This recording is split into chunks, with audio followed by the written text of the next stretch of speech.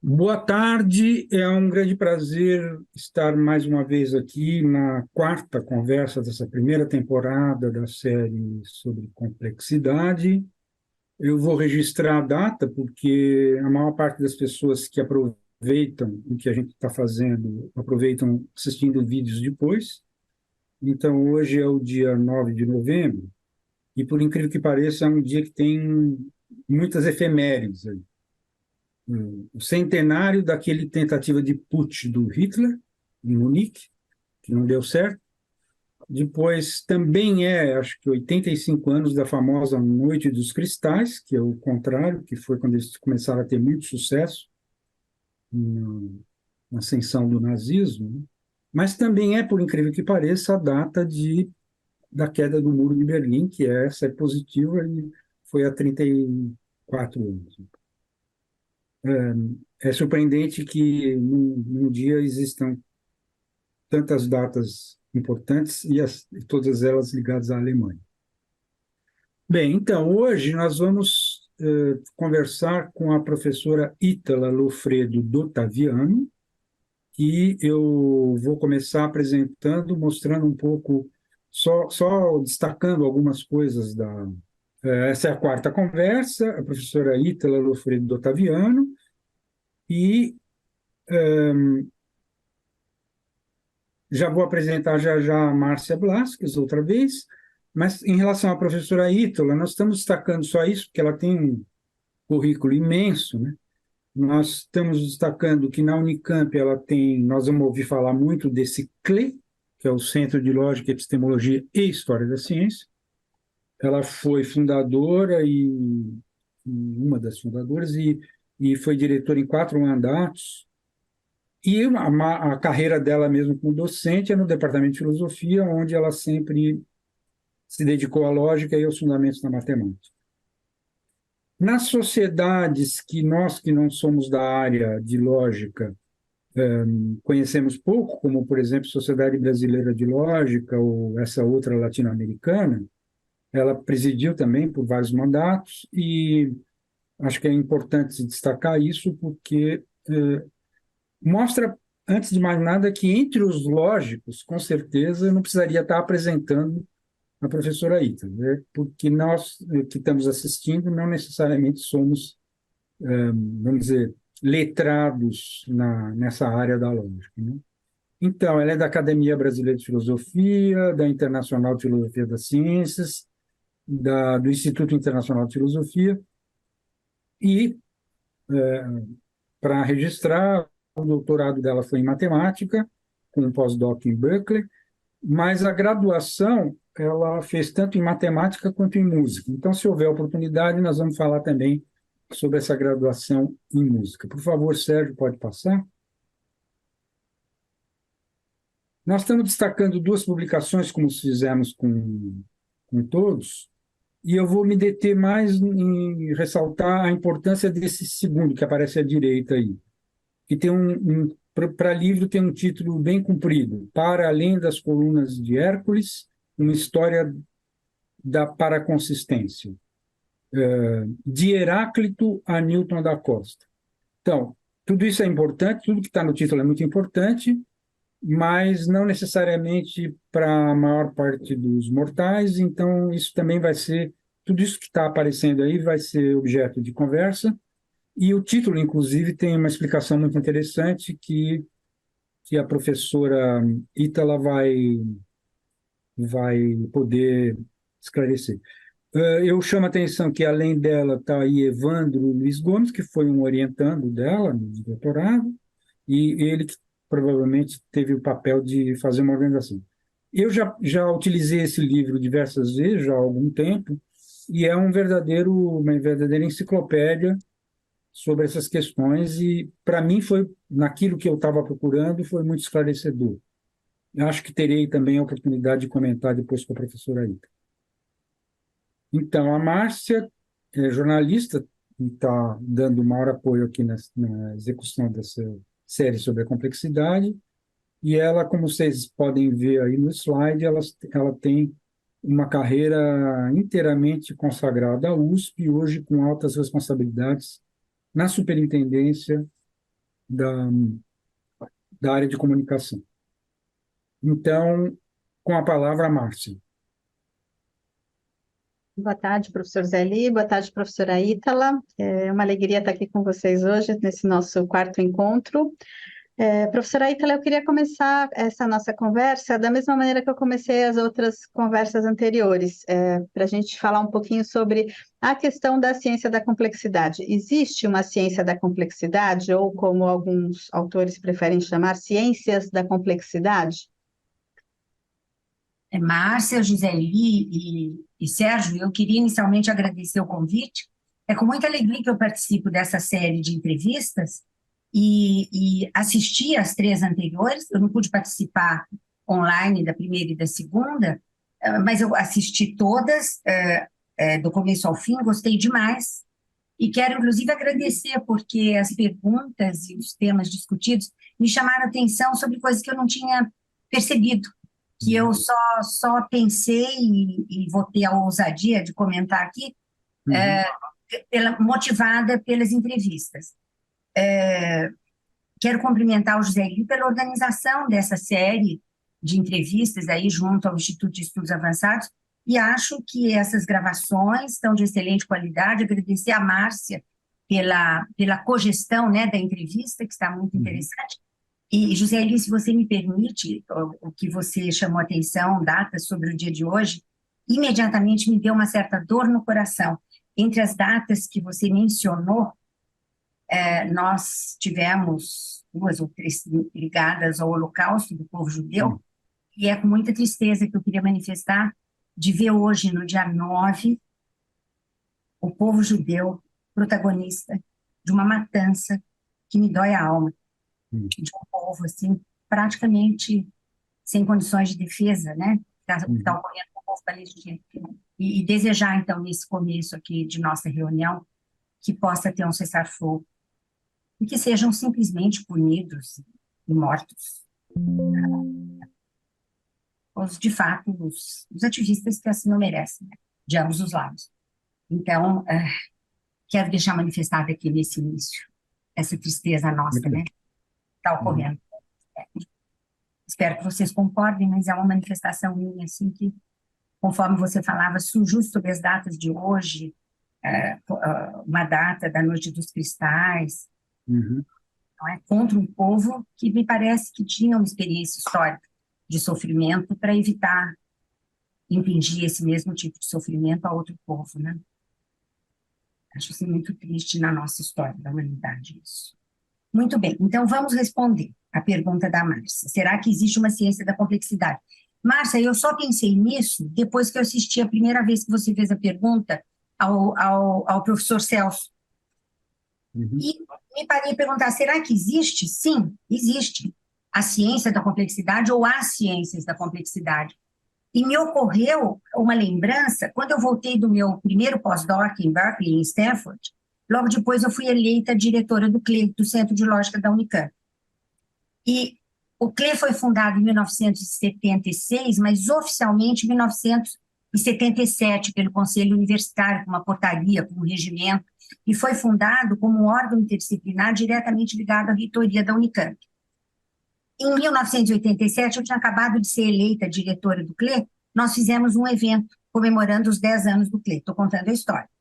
E foi coordenador desse evento o professor Michel Debrun, que eu convidei. Foi quando eu comecei a ter contato com o Michel, porque quando eu voltei e assumi a direção do CLE, ele me procurou e nós criamos, ele criou como coordenador, o Seminário Interdisciplinar CLE, que se chamava Ordem e Desordem. O objetivo do seminário era criar um grupo interdisciplinar, que não havia, de fato, no CLE, para discutir as noções de ordem e desordem. Debrun estava motivado em trabalhos recentes de pensadores do final do século XX.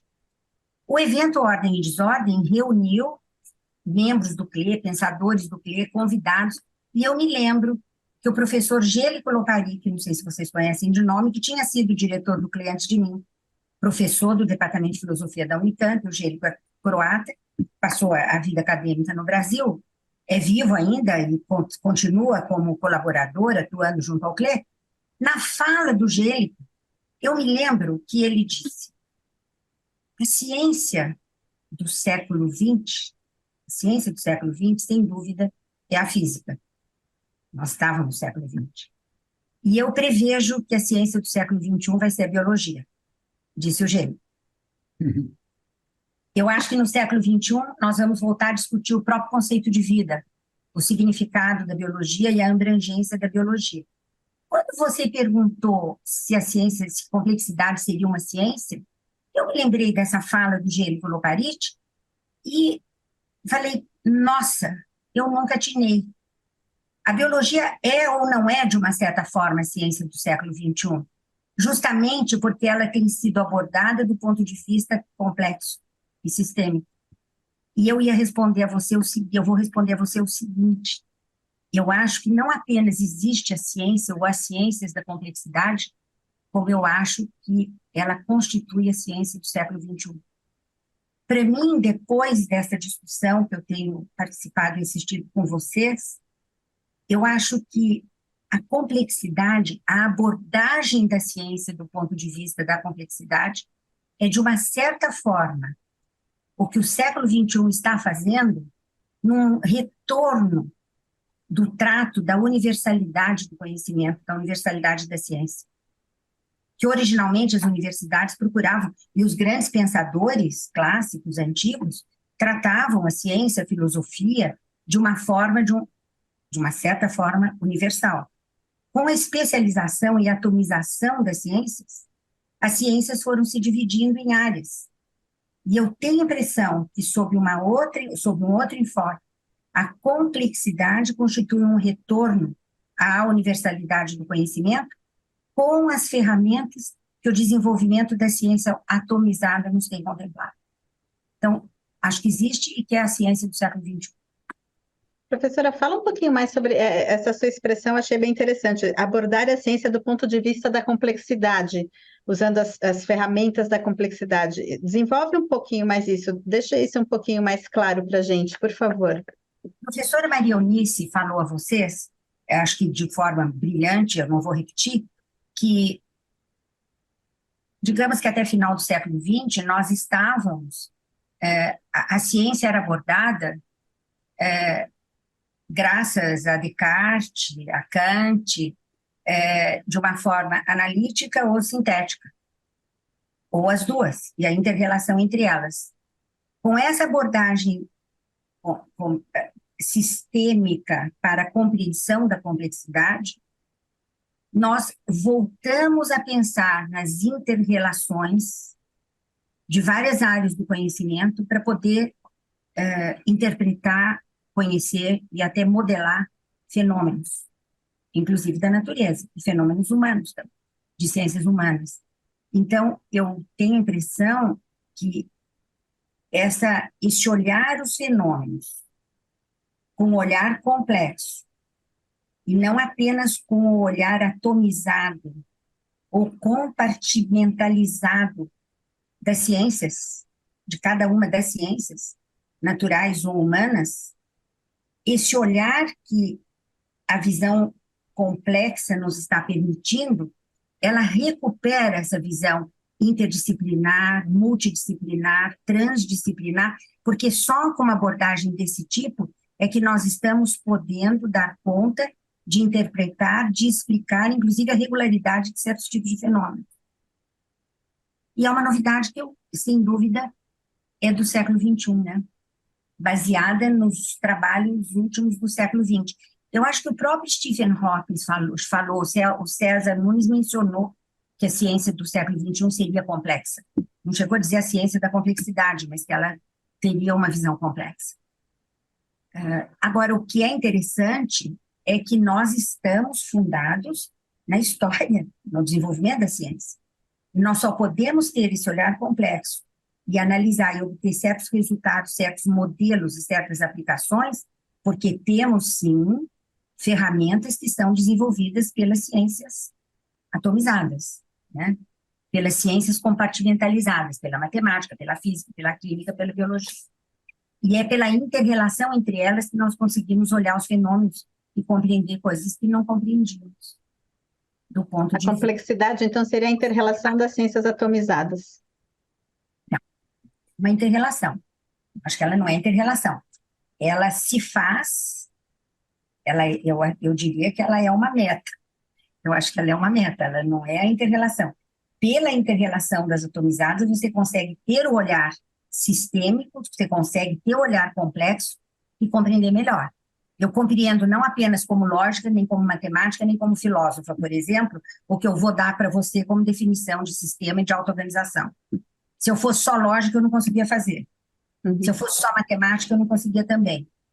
E se eu fosse só filósofa, eu não tinha ferramental lógico-matemático para expressar para você o que eu vou expressar.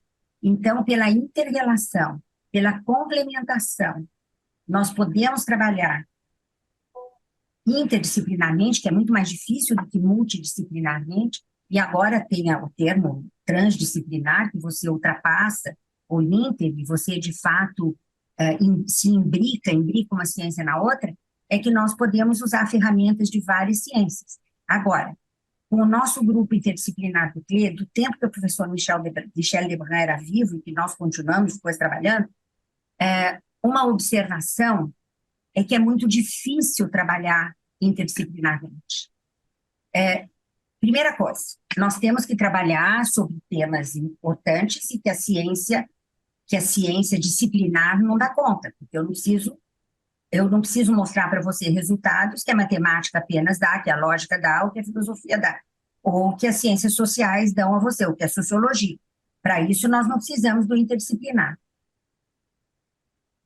Primeira coisa, para um bom trabalho interdisciplinar, os profissionais envolvidos têm que ser bastante competentes nas suas áreas. Isso é básico. Trabalhar interdisciplinarmente requer conhecimento, requer competência.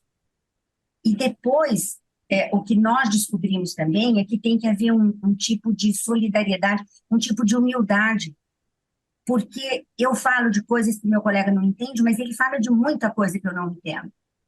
E o que nós observamos durante os primeiros tempos é que era muito difícil falar sobre um mesmo termo e descobrir que cada um falava pensando numa coisa ou em outra.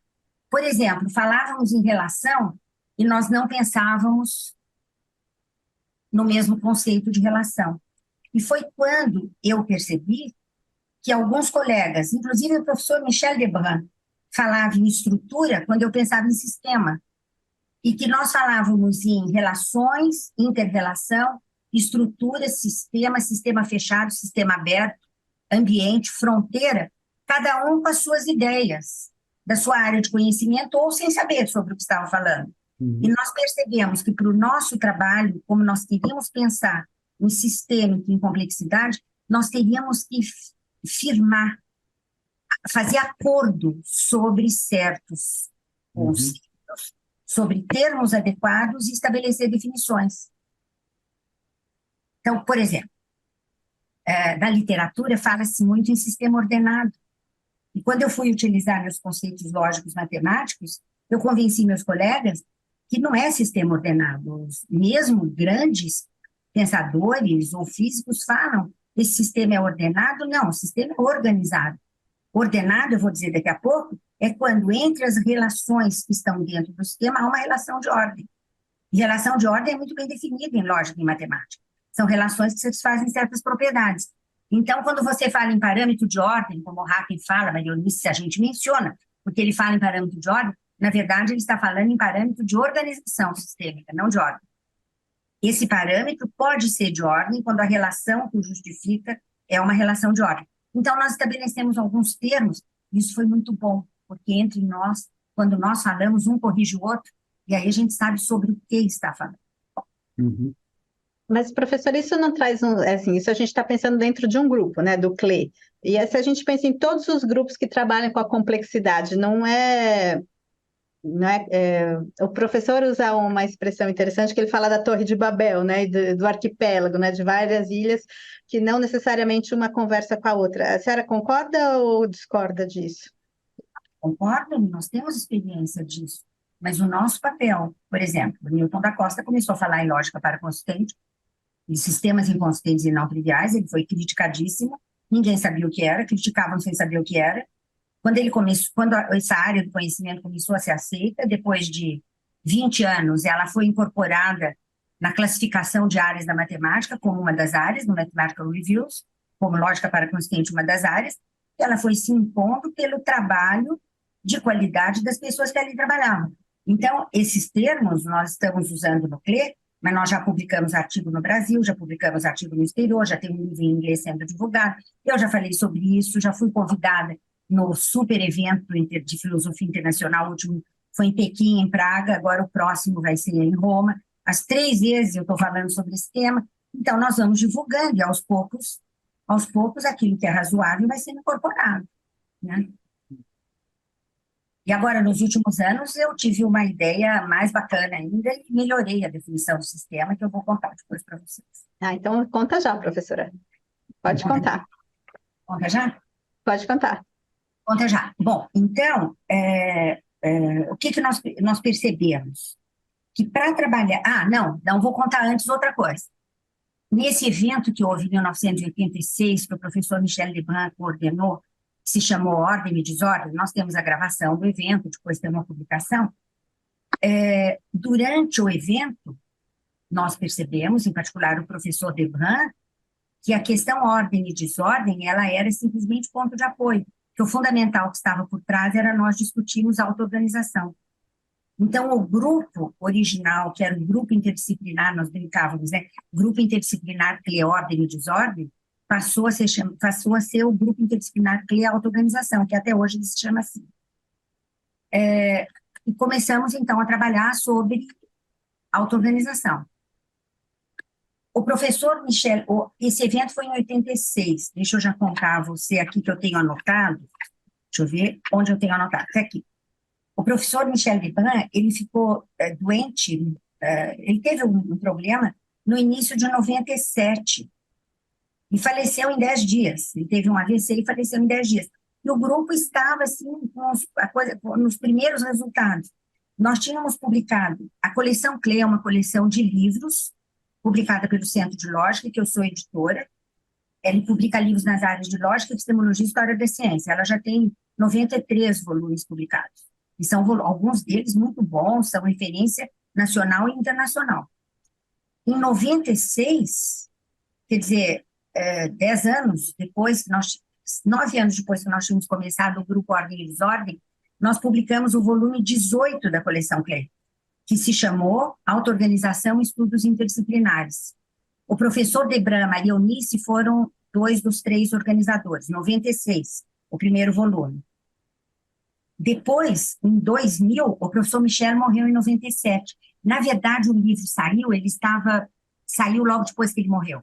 Era 96, mas ele faleceu em janeiro de 97 e o livro saiu logo depois. Mas ele chegou a ver o livro corrigido, já indo para a gráfica. Bom, no ano 2000, nós publicamos, em 96, o volume 18, em 2000, o volume 30 da coleção CLE, que é o Auto-Organização e Estudos Interdisciplinares, volume 2. Em 2004, volume 38. Auto-Organização e Estudos Interdisciplinares, volume 3. Em 2008, o volume 4, volume 52, 2008, Auto-Organização e Estudos Interdisciplinares. No primeiro volume, o de 96, saíram 2 artigos do Michel Lebrun, belíssimos, eles têm que ser lidos, que eles são uma perfeição. O Michel Lebrun, ele era francês, ele veio para o Brasil pela primeira vez muito jovem, passou um período, voltou para a França e depois ele voltou para ficar. E ele veio, em vez de ficar na USP, ele veio para a Unicamp, que era muito jovem. Maria Eunice contou para vocês, ele adorava a Unicamp, ele contribuiu muito para a criação do Instituto de Filosofia e Ciências Humanas, e ele morava onde é a Unicamp, que é um subdistrito de Campinas que se chama Barão Geraldo. E ele falava que Barão Geraldo era a capital intelectual do Ocidente. E ele falava que quando ele morresse, ele queria que as cinzas dele fossem jogadas em Barão Geraldo, o que foi feito. E nesse volume 18 da coleção CLE de 1996, tem 2 artigos dele, e ele era perfeccionista quando ele escrevia. O português dele era fantástico, maravilhoso, a pontuação. E ele publicou 2 artigos aí, onde ele define o conceito de auto-organização e onde ele define 2 conceitos de auto-organização primária e secundária, que nós usamos e adotamos até hoje. Muito bem. Acho que é a melhor definição que eu conheço de auto-organização. Não conheço outra. Mas, para isso, nós tínhamos estudado o von Foster, o Atlan, o Haken, o Hawking, o Haken, o von der Talanff, o Charles Peirce, o Weaver, o Wiener, o Shannon. Nós lemos muitos dos artigos e nós discutíamos. Nós lemos os artigos sobre informação do Shannon no grupo. E no grupo, o que que tínhamos? Tínhamos físico, matemático, filósofo, lógico, médico. Nós tínhamos um professor titular de bioquímica de Botucatu que vinha. Nós tínhamos um seminário por mês, não tinha dinheiro. Da Unesp, vinham de Marília, de Botucatu. Nós continuamos com o grupo depois que o Michel morreu. E foi muito interessante, porque até hoje ninguém se senta na mesa, na ponta da mesa onde ele sentava.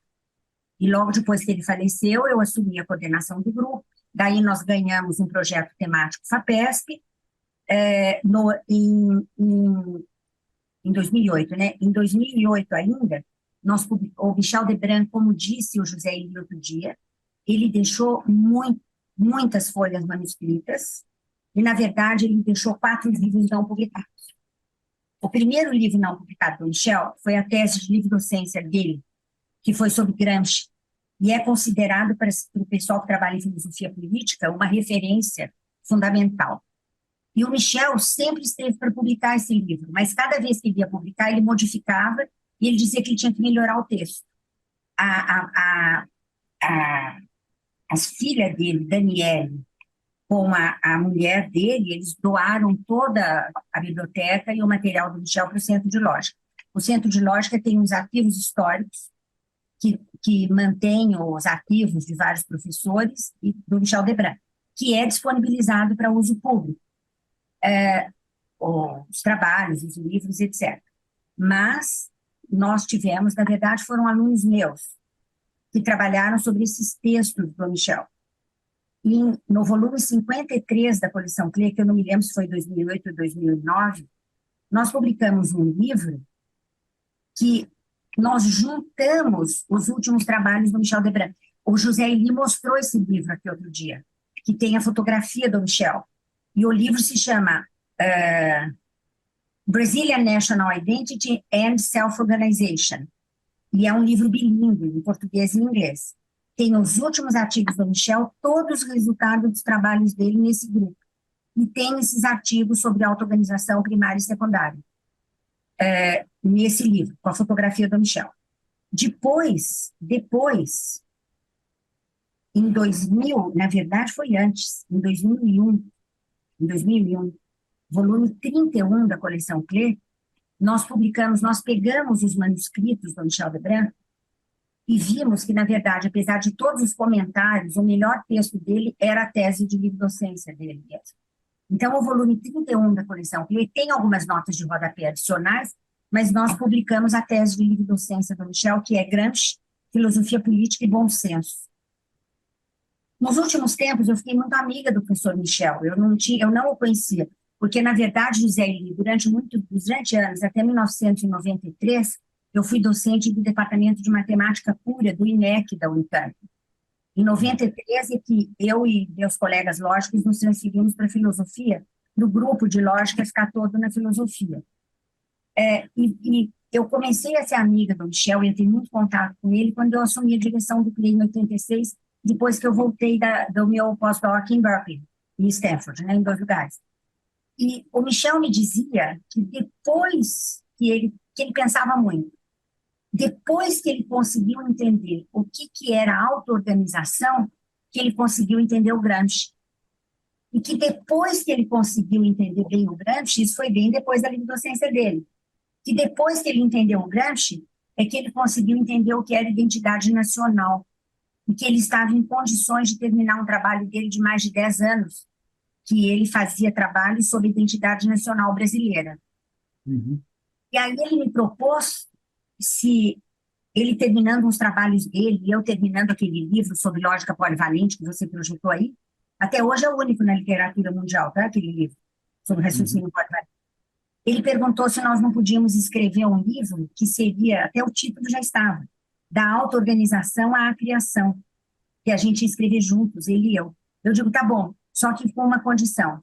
Você termina primeiro de rever o Gramsci, você termina de rever a identidade nacional brasileira, que todo mundo de filosofia política, da USP, da Unicamp, dos brasileiros, esperavam esse livro do Michel, e daí nós escrevemos. Aí ele me prometeu que ia terminar. E ele morreu, isso foi em dezembro, ele faleceu em janeiro. Então, o Gramsci nós publicamos, essa coleção dos últimos artigos dele sobre auto-organização nós publicamos bilinguemente, e agora eu tenho um aluno que fez mestrado em sociologia e fez doutorado em lógica comigo, e que trabalhou com os arquivos do Michel Legrand sobre a identidade nacional brasileira. Ele é professor na Universidade do Sudeste da Bahia, chama-se Márcio Vicente. O Márcio, depois de alguns anos de doutorado, nós continuamos a trabalhar, ele está vindo aqui para a Unicamp e nós estamos terminando, nós pretendemos publicar em breve o livro do Michel Legrand, Identidade Nacional Brasileira. Nós conseguimos trabalhar com 400 páginas de manuscritos dele. E é um trabalho belíssimo. Ele conceitua o que é nação, o que é Estado, o que é identidade nacional. Ele argumenta que ainda não há uma identidade nacional brasileira, porque só temos uma identidade cultural, que só pode haver uma identidade nacional quando há um tipo de nacionalismo no país, quando há um tipo de identidade econômica, quando não há desigualdade social, que graça ainda no Brasil, isso ele já morreu há anos, mas ela continua.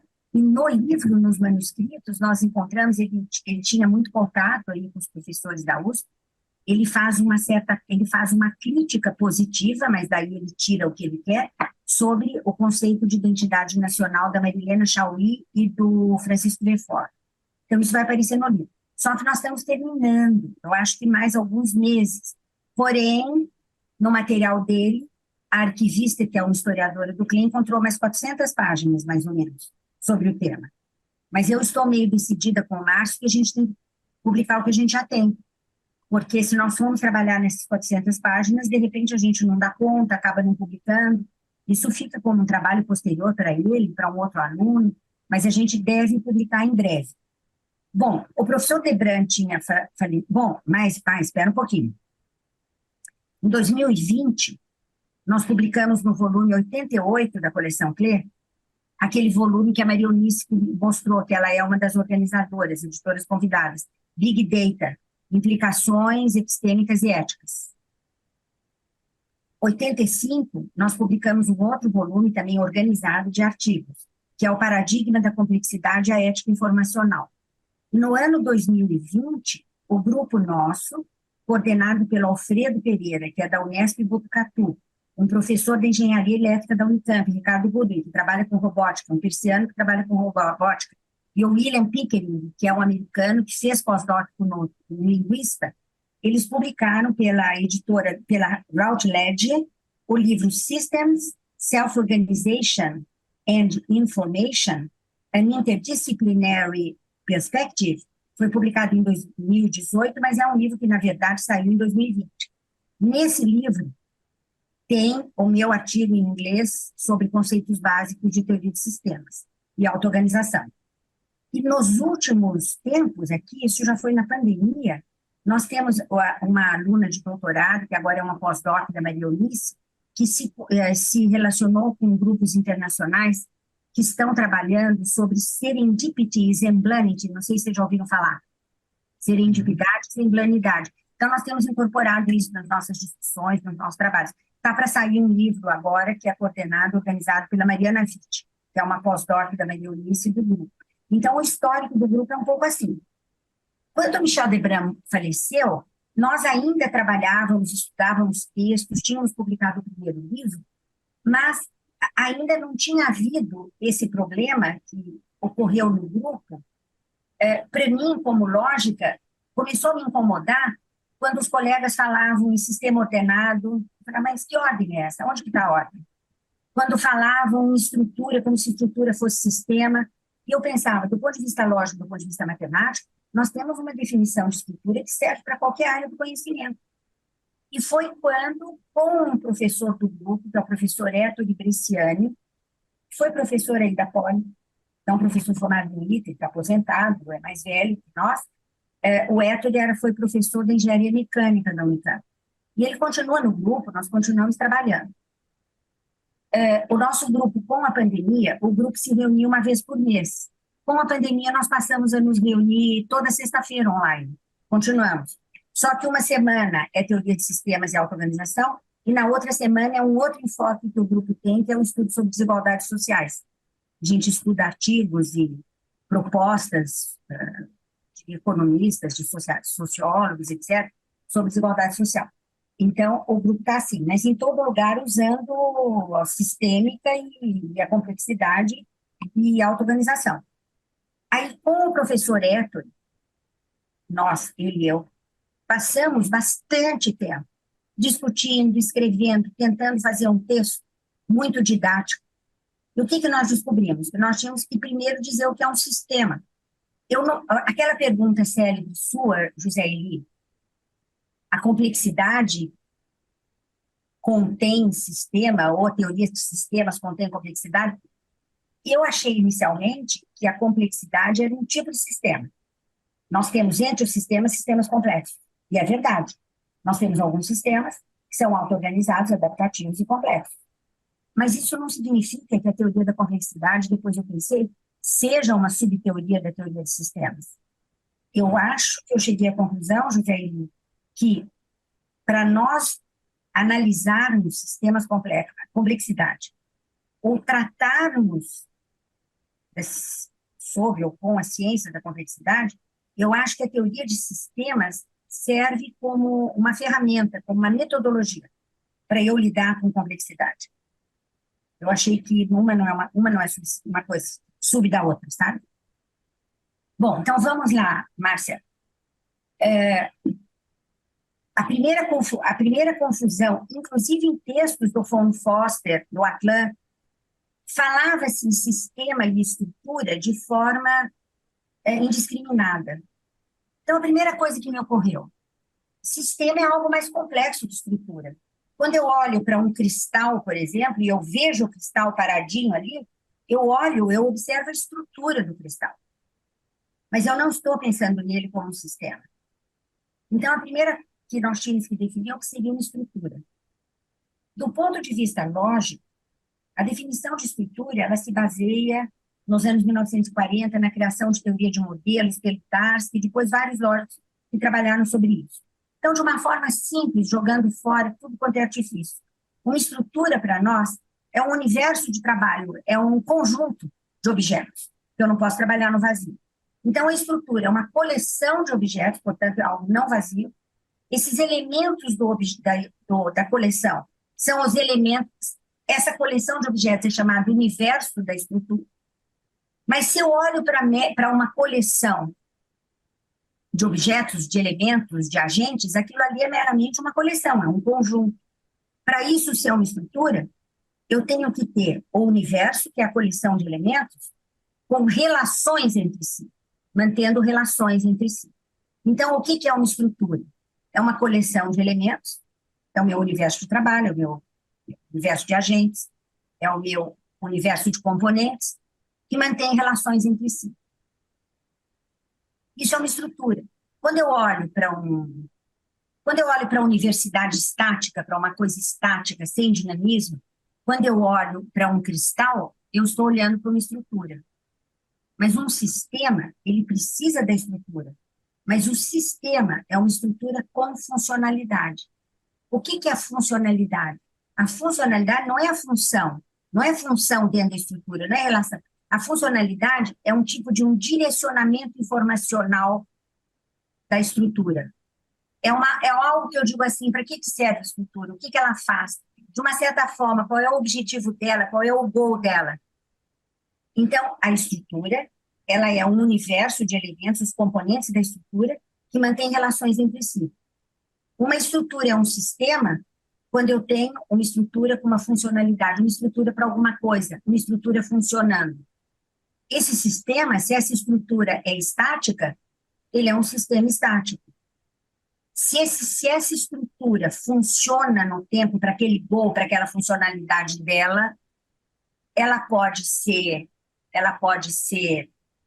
funcionar linearmente, ela pode funcionar regularmente e ela pode funcionar de forma caótica determinística, de forma em que ocorra novidades não esperadas, simplesmente pela composição do universo da estrutura. Muito bem. Primeira coisa, para ver isso, tem que haver um observador.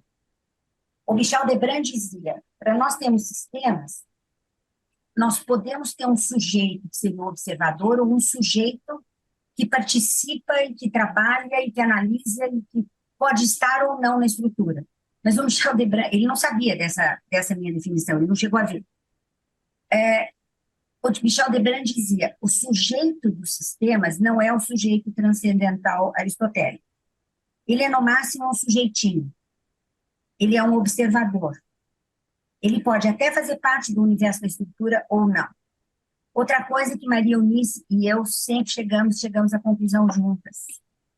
Numa estrutura, no universo da estrutura, o que é o universo da estrutura? É o conjunto base dos elementos que compõem a estrutura. Não há elementos isolados. Se houver um elemento isolado, ele não participa da estrutura, ele não é da estrutura. Porque na estrutura tudo funciona imbricadamente. Você pode ter um elemento que aparentemente é isolado, mas disposicionalmente a presença dele ali altera o funcionamento e o processo da estrutura. Bom, isso aparece no meu... Bom, aí a gente define o que é um sistema, depois vamos dizer o que é um sistema auto-organizado, quando há criação, quando há evolução, onde pode haver complexidade. Quando que o sistema pode ser entendido como complexo. Só que depois de alguns anos, isso aparece no meu artigo agora em inglês, trabalhando com um conceito que não sei se o José Eli já ouviu falar, ou Márcia, que eu acho uma das criações mais geniais do Newton da Costa. Eu tenho trabalhado com isso, tenho um aluno que já fez doutorado sobre isso. Em 1986, o Newton da Costa publicou um artigo no Journal of Symbolic Logic, que é a revista mais importante de lógica de circulação internacional. Ele publicou um artigo que se chamou sobre a verdade pragmática. Ele introduz um conceito, ele introduz formalmente o conceito de verdade pragmática, motivado pelos pragmatistas, por Peirce, Dewey e outros. E o Newton defende, lembrei da Lúcia Santaella, quando ela disse, o que ela falou? Que a ciência era metabólica, né? Dinâmica. Não é isso que ela falou? Uhum. O Newton, como os pragmatistas, diz que a ciência é dinâmica e que não existe verdade em ciência. O que existe são verdades parciais, para darem conta da incompletude que ocorre em toda a teoria científica. E ele diz, quando o cientista observa um certo domínio do saber, para nós, como sistema, o domínio seria o nosso universo do sistema, ele observa relações, mas, em geral, quando você tem todos os elementos de um certo domínio do conhecimento, ou de um domínio de investigação, você, dado uma relação, por exemplo, a relação ser professor de, a relação ser pai de, a relação ser mais forte que, a relação ser mais titulado que dentro da universidade, nem sempre o observador, ou o estudioso, ou o cientista, consegue identificar entre os elementos do universo quais satisfazem aquela relação entre si, quais não. Eu posso ter um universo numa festa em que eu quero analisar a relação ser pai de. Eu penso nos homens, com todos os outros existentes, quem que vai pertencer à relação ser pai de? Todos os pares do João com Maria, João com José, quando Maria e José são filhos de João. Quando eu digo João Maria pertence à relação ser pai de, significa João é pai de Maria. Mas o que o Newton chama? Em geral, nos domínios do conhecimento, você tem pares ou ênuplas para os quais você não sabe dizer se a relação vale ou não. E o Newton definiu um conceito de relação parcial. Dá uma relação R, em vez de ser o conjunto dos pares que satisfazem a ela e o conjunto dos pares que não satisfazem a ela, eu tenho um terceiro conjunto daqueles pares sobre os quais eu não sei dizer se satisfazem ou não. Então, na minha relação parcial, eu tenho triplas e não duplas. O Zé Eli entende isso, né, Zé Eli? Aí, para o Newton, o que é uma estrutura parcial? A estrutura de Tarski, na teoria da verdade, na teoria de modelos, estruturas para Tarski são pares constituídos por um universo, um conjunto e um conjunto de relações, como eu falei para vocês. Uma estrutura é um universo, sobre ela um conjunto de relações. Então, como eu quero trabalhar com sistemas dinâmicos, com relações que variam no tempo, com dinamicidade, o que eu propus? Eu estou propondo que estruturas, para mim, são estruturas parciais. São universos com relações parciais. Essas relações parciais, no tempo, no desenvolvimento do sistema, elas variam. Elas podem incorporar novos elementos que satisfazem, elas podem jogar fora elementos que satisfaziam, não satisfazem mais. Então, o que acontece? Eu trabalhando com estruturas parciais, o meu sistema pode ser dinâmico, porque varia não apenas as relações, mas pode variar, inclusive, o universo do sistema. Com base nisso, o Newton definiu o conceito de quase-verdade, que eu não vou entrar aqui. Mas o conceito de quase-verdade dele estende o conceito de verdade de Tarski. E ele se adapta completamente para nós quando eu quiser analisar a veracidade. Nós estamos trabalhando com isso numa tese de doutorado de um aluno sobre Big Data, trabalhando com o sistema de quase-verdade, com o conceito de quase-verdade, com serendipidade e exemplanidade também. Esse menino vai defender Isso, agora. por favor. Bom, então, para nós agora, eu falei, compliquei. Uma estrutura é, na verdade, uma estrutura parcial.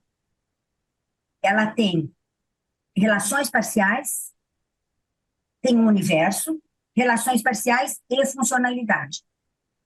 Muito bem. Como a minha definição agora utiliza o conceito de estrutura parcial do Newton Costa, a base do meu sistema pode variar, tanto o meu universo, quanto as relações, e também no tempo e nos processos desenvolvidos pelo sistema, a funcionalidade do sistema pode se alterar. Então, o sistema se altera em processo. Veja bem, quando o sistema é estático,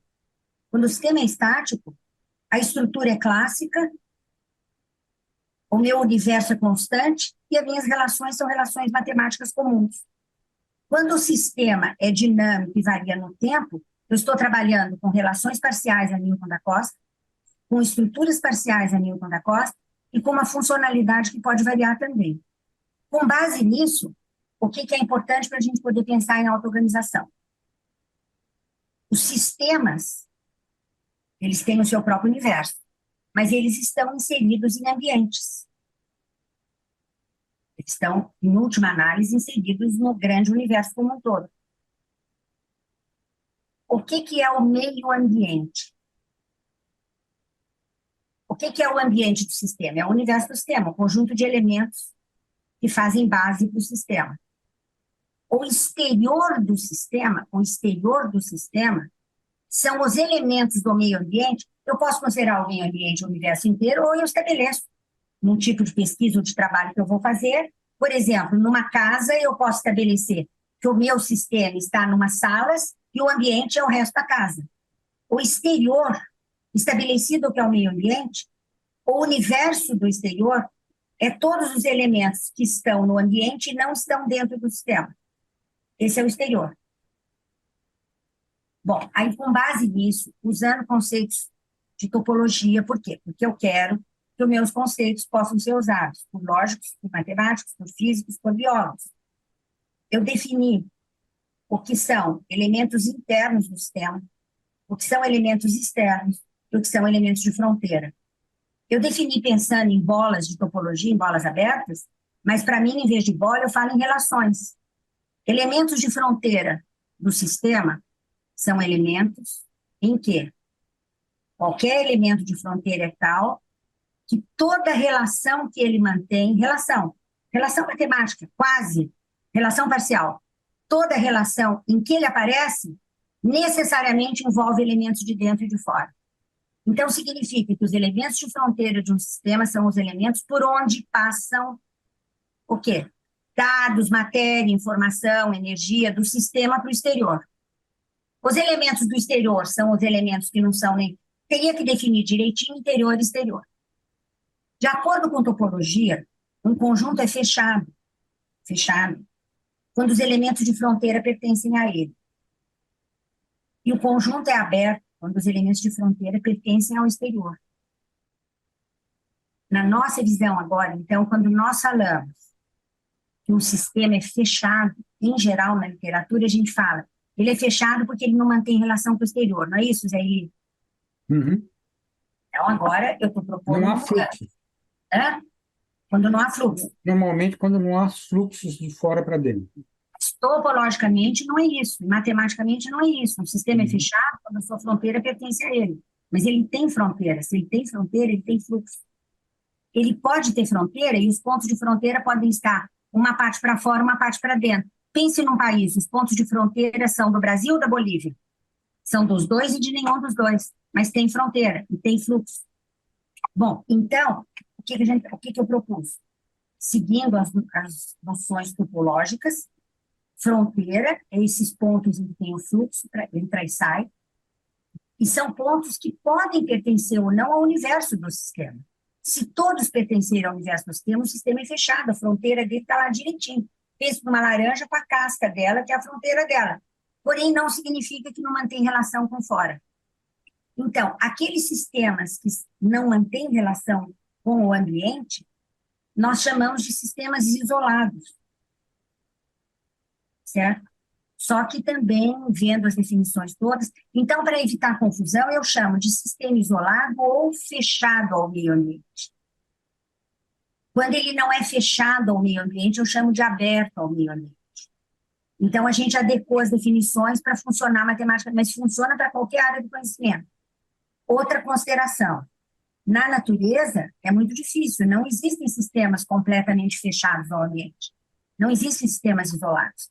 Mesmo quem trabalha em laboratório sabe que você, para trabalhar com gás perfeito, etc., você tem que isolar artificialmente. Então, dificilmente existe sistema isolado na natureza. Outra coisa, o sistema isolado é exatamente o sistema completamente aberto. É o sistema que todos os seus pontos são interiores. É uma ideia diferente do que a gente costuma ter. Eu conjecturei que talvez o único sistema de fato isolado na natureza seja o universo que não tiver nada fora dele. Né? Se não tiver nada fora dele. Então, com isso, a gente consegue trabalhar os outros conceitos em cima. Certo? Bom, por que Talvez que eu seja melhor, talvez seja melhor a Márcia encaixar a próxima pergunta. Eu queria avançar um pouquinho na história de auto-organização. Pode ser, professora? Pode, vamos lá. Dentro de tudo disso que você está falando, essa questão dos sistemas e tal, eu queria que você falasse um pouquinho como é que a auto-organização se manifesta nos sistemas complexos e como ela contribui para a emergência dos padrões e de estruturas. Talvez seja melhor até que você pegue a pergunta: o que é auto-organização? Acho que, embora você possa achar óbvio, a maior parte das pessoas que estão assistindo esse vídeo, essa sessão, o vídeo depois, não necessariamente acompanham, vamos dizer assim. Eu queria voltar um pouquinho só no anterior, que eu observei, e que é uma outra coisa que eu acho que tem que ser chamada a atenção. Nós falamos equivocadamente de sistema ordenado. O sistema, ele é uma organização. Ele tem uma organização quando eu olho para ele como estrutura. Ele é ordenado quando, entre as relações que os seus elementos têm, você identifica uma relação de ordem. Pensa na universidade, por exemplo, na carreira docente. Tá, isso eu acho que ficou claro. Então, essa parte... ordem e desordem, na verdade, é organização. Eu tenho até aqui, eu não vou projetar não, mas eu vou achar porque eu vou... O Michel Debrun, ele, para discutir a auto-organização, eu continuo achando a dele a melhor que tem. Ele, para que tudo ficasse entendido, ele apresentou uma sequência de 3 definições de auto-organização, que eu acho muito interessante, e eu vou falar para vocês. Ele diz, eu vou começar depois eu dou a definição dele. A auto-organização, não pense ainda em complexidade, mas depois você projeta completamente. Porque se há auto-organização, você só pode olhar do ponto de vista de complexidade, porque ela vai supor emergência. A auto-organização se caracteriza como um fenômeno de transformação ou de criação de uma organização, que decorre fundamentalmente da interação das atividades quer dizer, das relações, pré-determinadas, se as houver, com uma atividade autônoma e espontânea de elementos internos, eventualmente de fronteira do sistema em inter-relação com os elementos externos, através de processos recorrentes. A definição dele é a seguinte: a ideia de auto-organização situa-se na encruzilhada da ideia de organização e da intuição que temos do prefixo auto. Esse termo é uma âncora linguística constantemente relacionada com nossa experiência do mundo, em particular, com nossa percepção da interação causal, moral, política entre indivíduos ou coletividades, pense no universo do trabalho, e com a avaliação que fazemos dos seus respectivos graus de autonomia e autoafirmação. Nessas condições, uma definição de auto-organização que não fosse admissível pelo senso comum em relação ao sentido atribuído explícita ou implicitamente a auto, se tornaria arbitrária e gratuita. Aí ele propõe uma primeira definição de auto-organização. Uma organização ou forma é auto-organizada quando se produz a si própria. Aí vem a segunda definição, depois de uma discussão. Vou falar a segunda. Uma organização ou forma é auto-organizada quando se produz a si própria. Dado que toda organização tem como base elementos discretos, lembrem os componentes do nosso universo, convém apreciar que a forma auto-organizada não se produz no vazio, mas a partir de tais elementos. Mas esses elementos não podem ser de tal natureza que sua presença determine mecanicamente o processo que vai se desenrolar sobre a base deles. Se assim fosse, a intuição que temos de autoprodução se anularia. A conclusão, então, é que os elementos constituem apenas um material ou alicerce, e que o que há de novo, de emergente na auto-organização, deve ter suas origens a nível do próprio processo, e não em suas condições de partida, e nem acrescentemos no intercâmbio, material energético informacional simbólico apenas com o ambiente. Aí uma nova definição que explicita a primeira. Essa que é a final, a boa. A auto-organização, cada vez que o advento ou a reestruturação de uma forma ao longo de um processo se deve principalmente ao próprio processo, a características nele intrínsecas, e só em menor grau às suas condições de partida, ao intercâmbio com o ambiente ou à presença eventual de uma instância supervisora.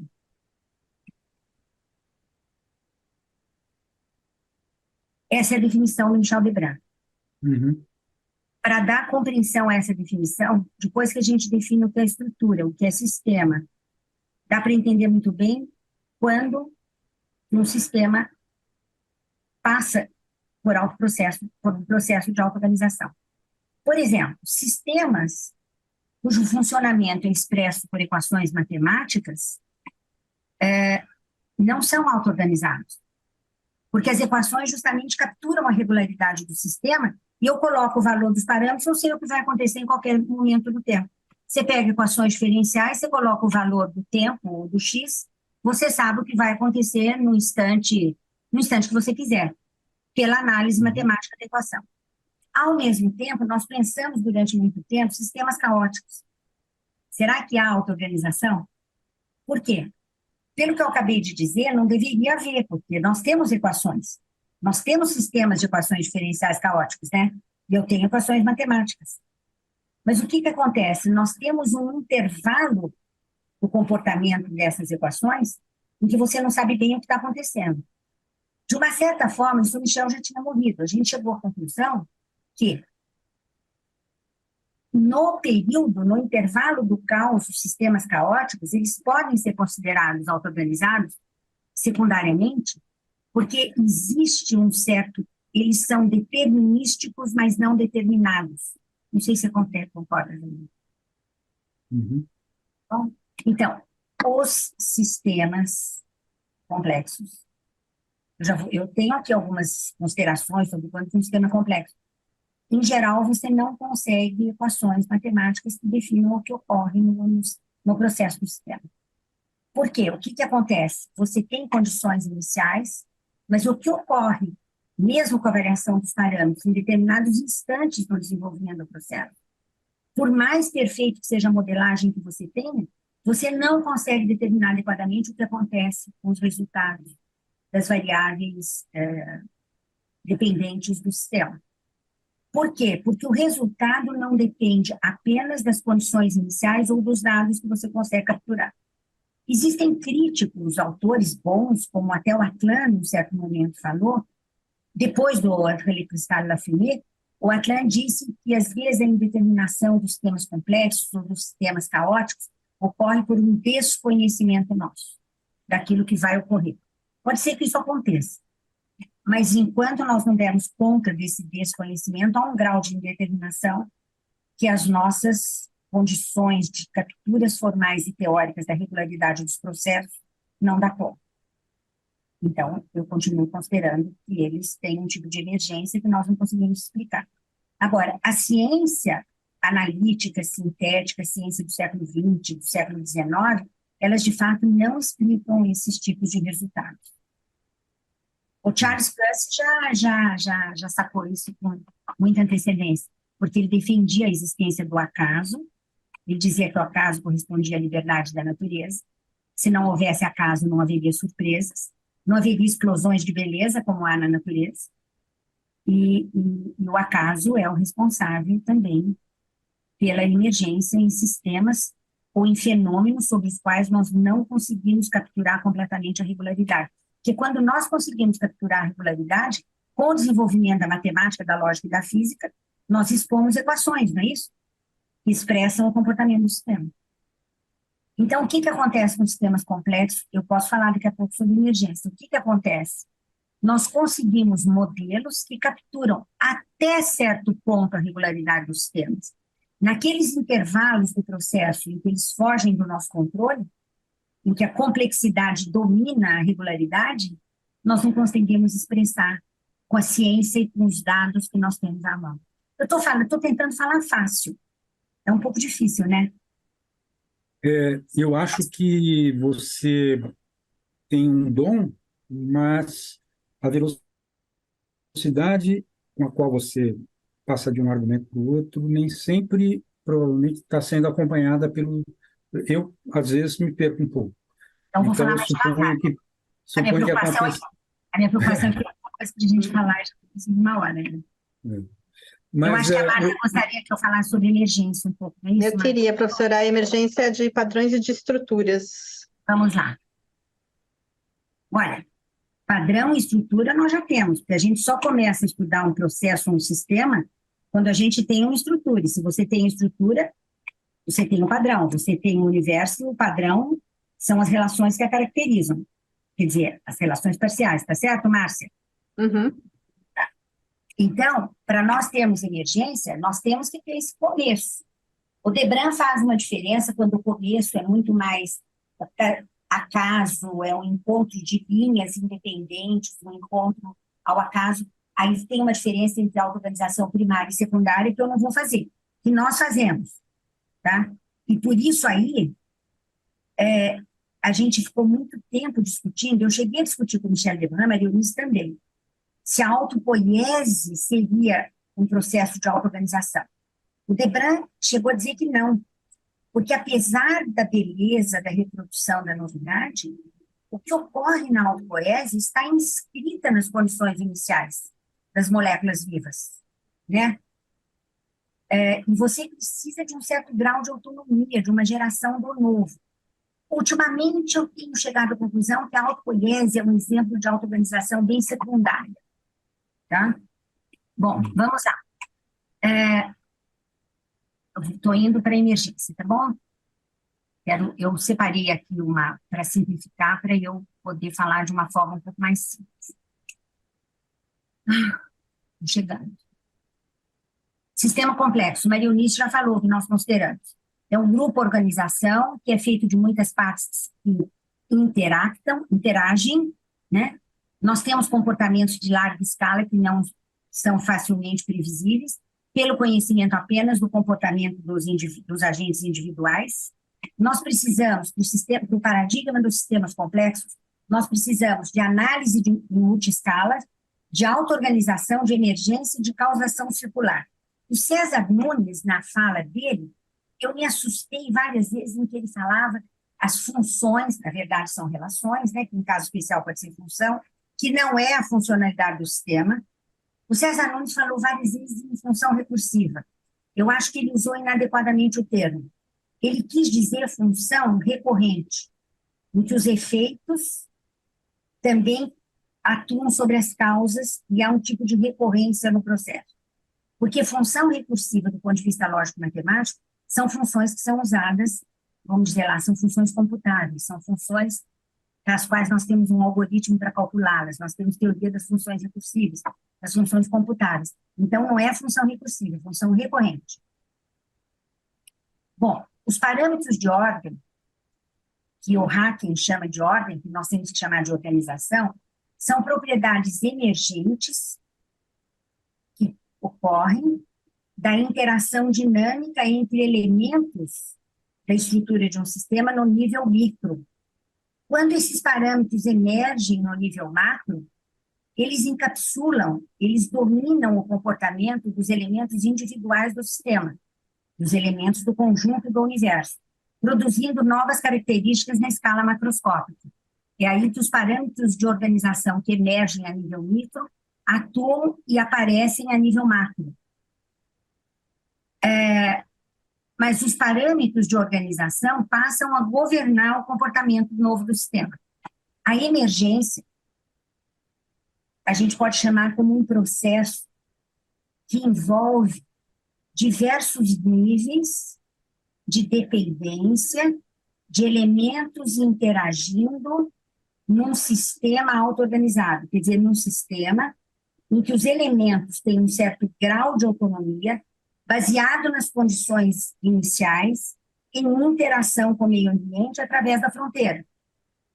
Com causação circular, a complexidade do sistema, que não é meramente a complicação do sistema, ela não é meramente, simplesmente, o resultado de interações entre muitos componentes, mas o resultado de toda a organização do sistema. A organização, eu vou me confundir a organização com o sistema, todo o sistema. Então, não é só de elementos, mas é de toda elementos, relações internas, autonomia, interrelações e passagens, fluxos entre o interior do sistema e o exterior através da fronteira.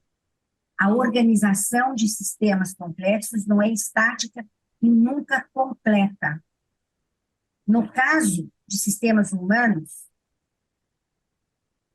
as diferenças ambientais e culturais levam a constantes transformações nas relações dentro do sistema.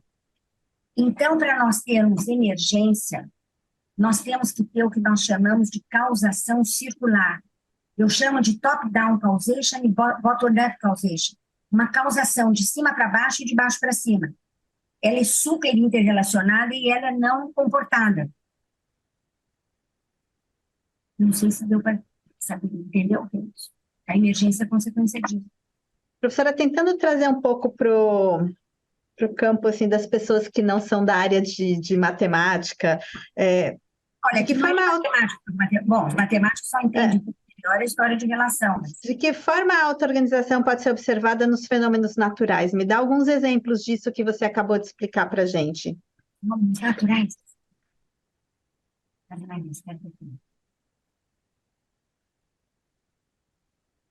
Ou mesmo fenômenos sociais, organizações sociais. O exemplo mais repetido na literatura de auto-organização é o formigueiro. Não é o único, evidentemente. como natural, como social e natural, né? É. É o formigueiro, uma colônia de abelhas, coisas do jeito? Colônia de abelhas, Mas mesmo Uhum. o nosso cérebro, em princípio, é auto-organizado, né? organizado. Você, cada decisão que você toma, ou cada ação que você executa, ela tem uma influência imediata na próxima ação. Você, em geral, você não pode prever ou dizer o que vai acontecer daqui 3 dias, no seu comportamento, inclusive, dentro da universidade. Você não saberia o que você estaria me perguntando agora. Uhum. O que você está me perguntando agora é uma consequência das premissas do que eu falei e da interrelação que nós estamos mantendo. Uhum. Uhum. Tá certo? Eu Uhum. acho que, indo na direção do que a Márcia está perguntando, busca por exemplos mais concretos, assim, além desse, no caso da emergência, não sei se você concorda, aí, um dos melhores exemplos é o da umidade. O da o quê, professor? Algumas, Desculpa. a umidade, Ah, umidade. Uhum. umidade. Então, algumas moléculas de H2O não, não geram umidade, mas a partir de um determinado número emerge essa coisa que nós entendemos como umidade. Mas dependendo do Mas ambiente. que se você... Mas dependendo do ambiente. É, Dependendo da e circunstância. principalmente no caso aí, também da escala, né? É.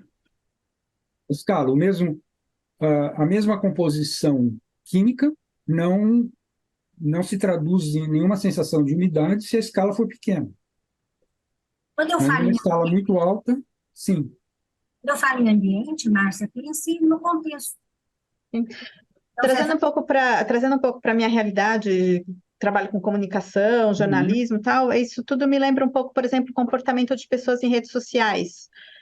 Quando um grupo começa a se juntar para cancelar alguém em determinada situação, né? E tem uhum. muito a ver com isso, né? Com o grupo, com a coisa que emerge e com o ambiente no qual eles estão colocados.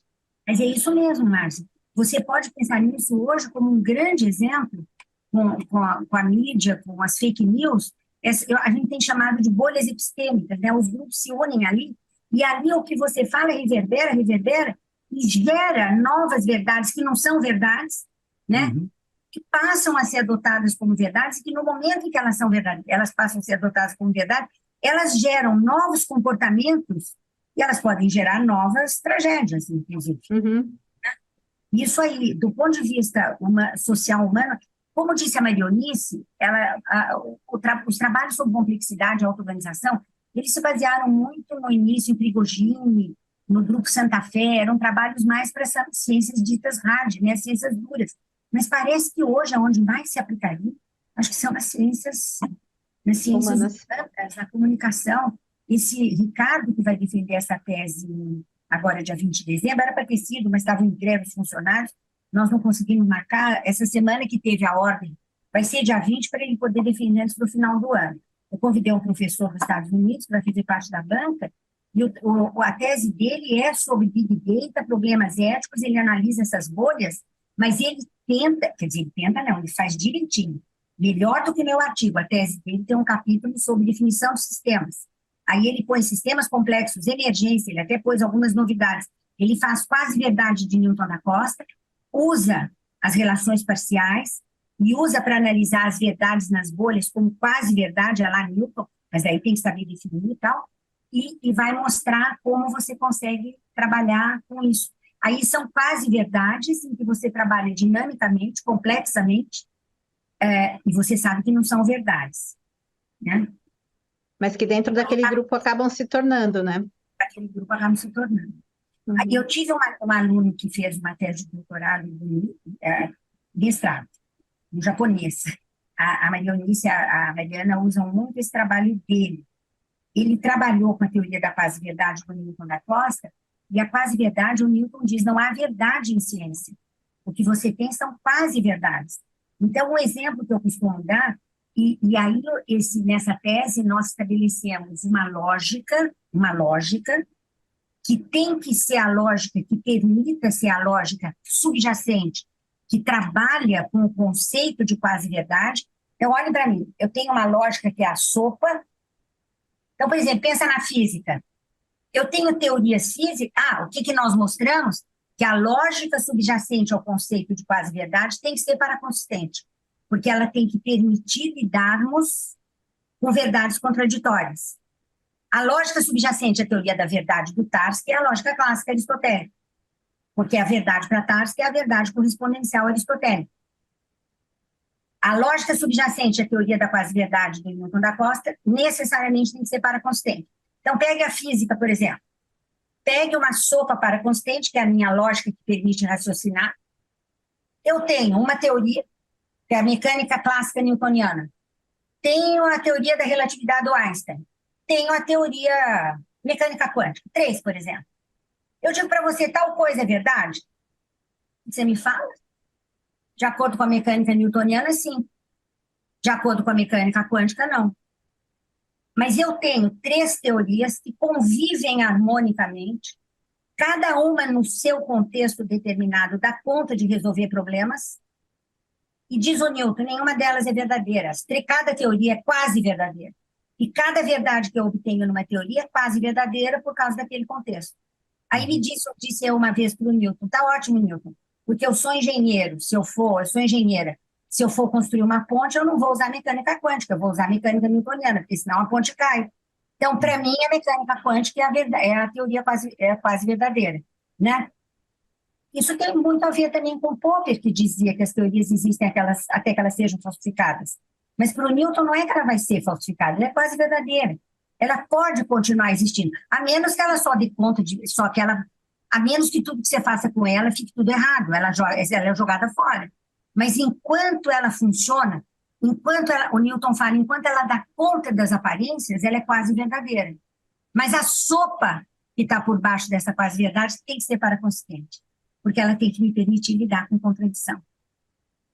Algo é verdadeiro de acordo com uma teoria e não verdadeiro de acordo com a outra.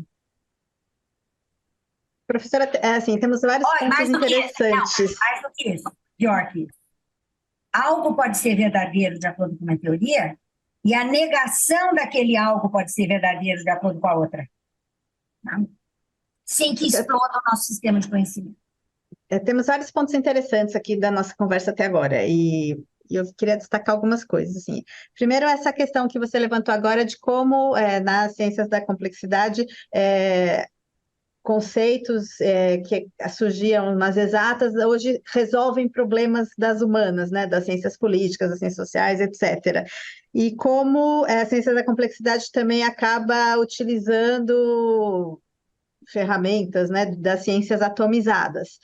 Dentro desse contexto, professora, e também pensando um pouco na primeira conversa ainda que a gente teve ainda com o professor César, falando como a complexidade dos problemas que a gente enfrenta hoje, elas exigem exatamente isso, que a gente busque ferramentas que nos permitam dar conta disso, e é exatamente isso que você está falando da quase-verdade, né? Qual quase-verdade dá conta de resolver determinados problemas. E dentro disso tudo, a gente não deveria investir mais, assim, talvez, no ensino da lógica, de fazer com que as pessoas tenham esse instrumental para pensar dessa maneira? Nossa, Márcia, a gente começou, acho que a entrevista, o José falando, não foi, José? Ele faz exatamente isso. Porque antes a gente falava, todo mundo tem que saber um nível de matemática, né, para sobreviver, não é isso? Assim, no ensino, você tem que saber a sua língua mãe para poder falar bem, se expressar e se comunicar, e tem que saber matemática para raciocinar. Depois que eu fiz matemática, meu curso de graduação é matemática, né, básica, matemática e física. Quando eu virei lógica, por que eu fui para a lógica? Quando eu fiz o curso de graduação, eu tive um professor excelente de introdução à lógica que ninguém tinha. Era o professor da Unesp, o professor Mário Turassi Teixeira.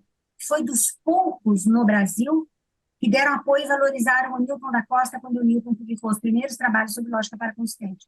O Mário Turassi viu que ali havia um horizonte muito forte para o desenvolvimento da ciência.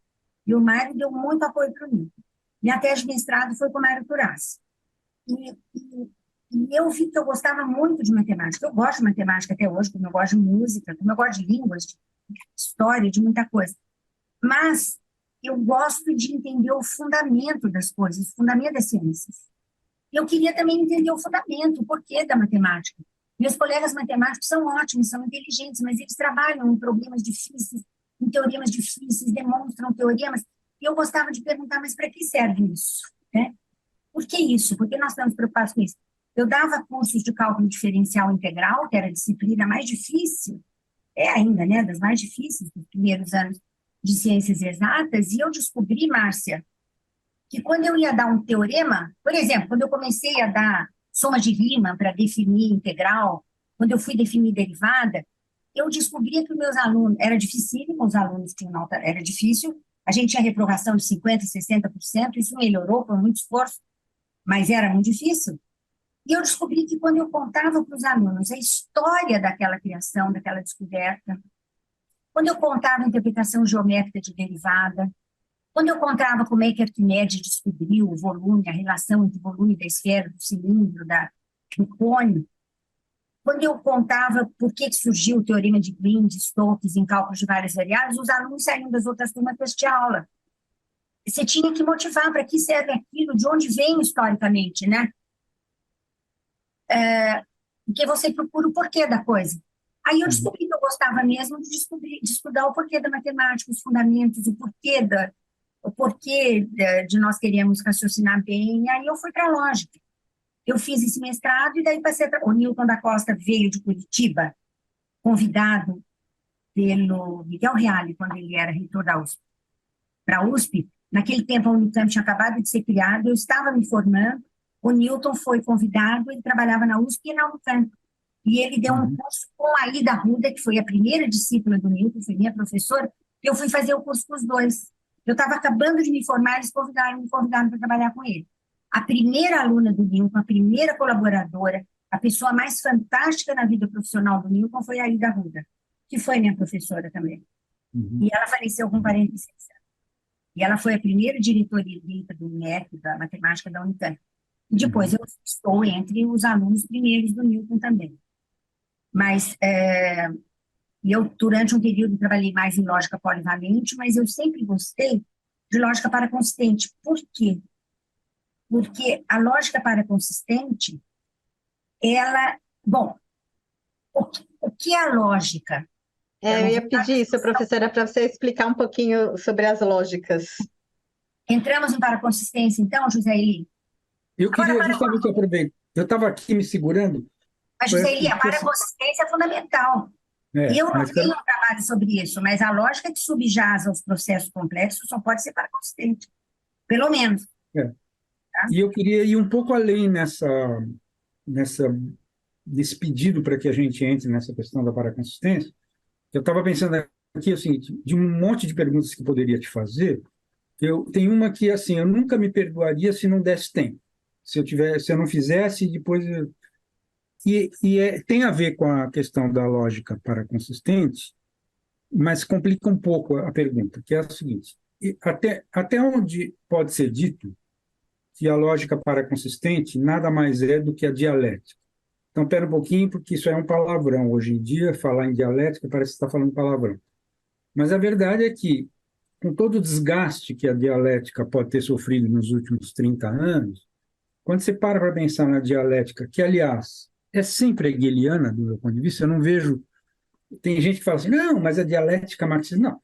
Do ponto de vista, vamos dizer, utópico e tal, é claro que tem uma diferença brutal entre Marx e Hegel. Mas... do ponto de vista do uso teórico do que é a dialética, não tem diferença. E, então, é isso. Eu notei que no livro vocês têm um capítulo sobre o Hegel. O livro em inglês é maior, tá? O livro em inglês, o capítulo é maior. Sobre o Hegel. Você está falando das colunas de Hércules, lá?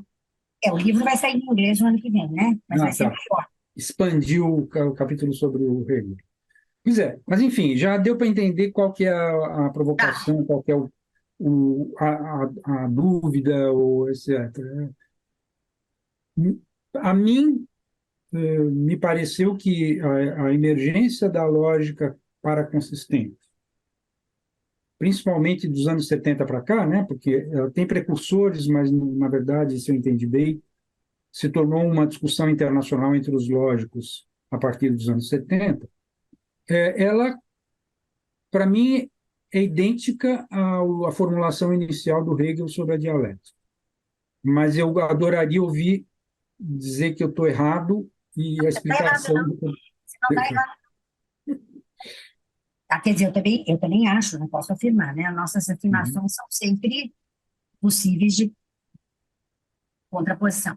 Respondendo a Márcia, tem muitas definições de lógica, não se define lógica, mas eu diria, Márcia, que a lógica é a ciência que estuda a relação de consequência. A relação de consequência válida. Essa relação pode ser dedutiva, pode ser indutiva, pode ser abdutiva, que é uma tipo de raciocínio lá criado e descrito pelo Charles Peirce. Então, ela estuda a relação de consequência. Então, na verdade, a lógica, ela estuda argumentos válidos, né? A partir de premissas. Se elas forem verdadeiras, o resultado só pode ser verdadeiro, né? Bom, durante muitos séculos, desde Aristóteles, dizia-se a lógica, existe uma única lógica. O Kant, na Crítica da Razão Pura, ele afirma no prefácio que depois de 20 séculos, Aristóteles é século 3, 4 a.C., a lógica era uma ciência acabada, única, pronta, e nada mais tinha que ser feito com ela. E a lógica aristotélica, vamos lá dizer, a lógica dita clássica, aristotélica, baseada nos princípios, no organon do Aristóteles, o raciocínio válido, nós dizemos que ela é baseada, lógica, em 3 leis básicas do pensamento. Para Aristóteles, a lei mais básica, mais importante, era da não contradição, que ela diz nunca pode ser o caso de A e não há. Quer dizer, nunca pode ocorrer A e a negação de A. Nunca um objeto pode ter e não ter uma mesma propriedade, tem várias formulações. E o Aristóteles chamava isso tudo de leis básicas ou de axiomas, porque ele dizia que eram leis básicas para todo o pensamento racional. E como elas eram leis básicas, ele argumentava sobre a validade, assim, como elas deviam ser aceitas, mas elas são básicas, ele não tinha como prová-las. Então, por mais que a gente construa sistemas, por mais que a gente construa teorias melhores que deem conta da realidade, eles são sempre baseados em certos axiomas, que são aquelas leizinhas básicas que a gente assume como verdadeiras e não demonstra, né? Não é isso, Eli? Você assume certas verdades lá para qualquer teoria, né? Uhum. E aí, quando não dá certo, você revê a teoria ou você tem que mudar os axiomas básicos, né? Quando você muda os paradigmas. Bom, então, leis básicas do Aristóteles. Princípio da não contradição, princípio do terceiro excluído e lei da identidade ou da reflexividade da identidade. Não contradição. Nunca pode ocorrer A e não há. Não pode ter contradição. Terceiro excluído. Dada qualquer sentença, dado qualquer A, tem que acontecer A ou tem que acontecer não há. Não tem uma terceira possibilidade, por isso que chama terceiro excluído. Chove ou não chove, é isso.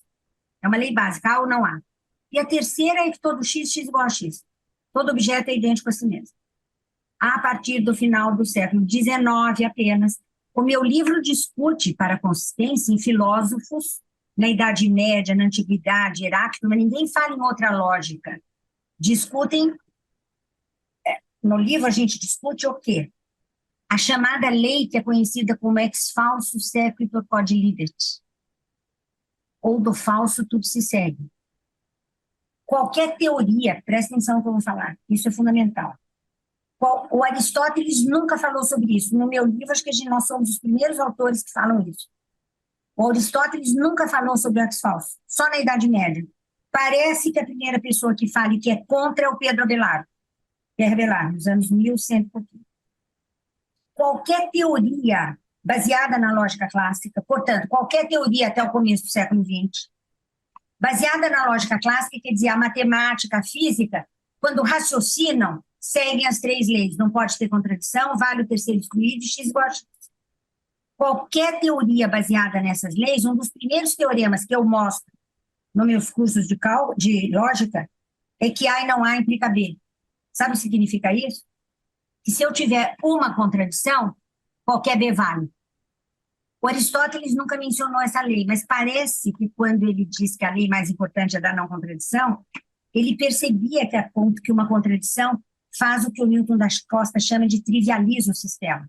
Se você tiver um A e um não A válidos numa teoria, qualquer B da teoria vale. Então, por que a não contradição é importante? Porque não precisa ter duas, basta ter uma, que tudo vale. Uma teoria em que tudo vale, ela é chamada hoje de explosiva, você não trabalha mais com ela, porque tudo é verdade, tudo é demonstrável. Tá certo? No final do século XIX, lógicos, matemáticos, filósofos, físicos começaram a pensar, por causa de problemas nos fundamentos da matemática, paradoxos de Russell, certos paradoxos, paradoxo do mentiroso, paradoxo do dizer não, que começaram a ser analisados, foi no finalzinho dos anos 800. Eles começaram a arrumar a formalização da teoria de conjuntos, que é baseada na lógica clássica, para evitar paradoxos. A teoria de conjuntos também tinha surgido com Cantor no final do século XIX. A gente tem que saber a história da ciência para fazer bem ciência, né, José? Um pouco. Aí, lógicos e matemáticos começaram a discutir se não era razoável pensar na não validade geral das três leis aristotélicas. Então, tem um lógico, matemático lógico holandês chamado Brouwer, que na tese de livre docência dele, ele cria o que são chamadas a lógica intuicionista. São lógicas em que não vale o princípio terceiro excluído. Ou Kashevich, Post, lógicos poloneses, eles criam nos anos 1910, 1920, 1930, as lógicas polivalentes. As lógicas que têm mais de um valor de verdade do que um e o zero. Vários, 2, 3 infinitos valores, que está no meu livro lá de lógicas polivalentes. Mas essas também são lógicas em que não vale o princípio do terceiro excluído. A primeira pessoa que fala na possibilidade da existência de um sistema lógico em que de uma contradição não houvesse, na época ele falou em polonês, a supercompletude do sistema, foi Stanisław Jaśkowski, um discípulo do Lukasiewicz. Lukasiewicz é o criador das lógicas polivalentes. Jaśkowski é um discípulo do Lukasiewicz. Ele publica um artigo em 48 e um em 49, aonde ele discute a possibilidade de sistemas lógicos em que de uma contradição não fosse possível deduzir qualquer coisa. Só que, no segundo artigo, ele cria um sistema que ele chama de sistema discursivo ou discursivo. E ele dá um exemplo de ciências humanas, Márcia. Ele fala, imaginem uma discussão, um grupo de pessoas, em que eu digo que algo é verdadeiro se alguém defende aquela postura. Só que eu posso ter alguém que defende uma postura A e alguém que defende a postura não A. Como é que eu lido na discussão com essas duas verdades? E ele propõe uma coisa usando lógica modal, e ele chama de sistema D2 ou sistema discursivo. Só que o Jaśkowski, ele foi reitor da Universidade de Turim, que é a cidade onde viveu Nicolau Copérnico. Ele foi reitor da universidade, mas ele morre cedo. Ele publica esses 2 artigos em polonês, e esses artigos só são publicados em inglês em 1969. O primeiro artigo do Newton, só que o Newton não é uma coisa leve, motivada como Jaśkowski. Ele começa a publicar no Compte Rendu da Academia de Ciências de Paris em 1963, o que são chamados sistemas inconsistentes e não triviais. E o Newton diz, eu quero construir sistemas em que na presença de uma contradição não haja trivialização do sistema. Ele usa esse termo, trivialização. Significa o seguinte, que de A e não A eu não tire um B qualquer. Nesses sistemas, o princípio da não contradição não é válido em geral. Pode até valer, mas o ex falso não vale. E hoje nós dizemos que lógicas para consistentes são aquelas em que não vale o ex falso. Significa, a presença de uma contradição não explode o sistema, não rompe com a racionalidade. A presença de uma contradição não faz com que tudo seja verdadeiro. Significa que a contradição, eu vou dar uma fala minha, assim, informal, a contradição ela não impede que você continue a ter logicidade. A contradição, quando eu trabalho agora com alguns temas, ela pode ser informativa no desenvolvimento da ciência. Ela pode ser mais uma informação para o desenvolvimento da ciência, a contradição. E você tem que ter sistemas que permitam lidar com ela. Só que o Newton não apenas argumentou isso, como ele introduziu no primeiro artigo dele uma família de lógicas, que são os sistemas CN de Newton da Costa, de C1 até C ômega, um ômega infinito. Ele introduziu uma família de cálculos de predicados de primeira ordem, de cálculos de descrições de teorias de conjuntos.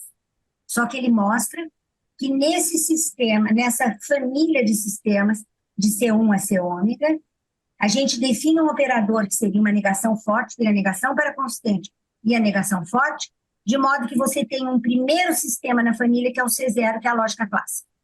Então, os sistemas de Newton da Costa e os paraconsistentes que nós temos trabalhado são sistemas tais que eles podem ser entendidos como subsistemas, pedaços da lógica clássica, ou eles podem ser entendidos como extensões da lógica clássica.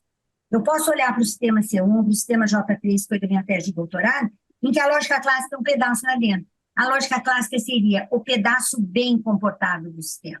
Então, o que a paraconsistência permite? Ela permite você ter um tipo de raciocínio mais geral, em que você tem dentro dela uma parte bem comportada, que funciona classicamente, mas naquela parte que o clássico não funciona, você continua a poder lidar. Você continua a poder trabalhar do ponto de vista lógico. Então, você pode trabalhar com as contradições e inconsistências da linguagem natural, do desenvolvimento da pesquisa científica, da teoria da quase-verdade e com a dialética hegeliana. O que os dialéticos e hegelianos sempre disseram? Não existe lógica na dialética. Como não existe lógica? Quando se fala que hoje não há lógica, o que as pessoas estão dizendo? Ora, como que não há lógica? Sempre há lógica. Todo sistema de pensamento tem um tipo de regularidade, que é a lógica dele. Quando as pessoas falam não tem lógica, é porque eles estão dizendo não é aristotélico, não vale as leis da não contradição. Estão dizendo não é clássico.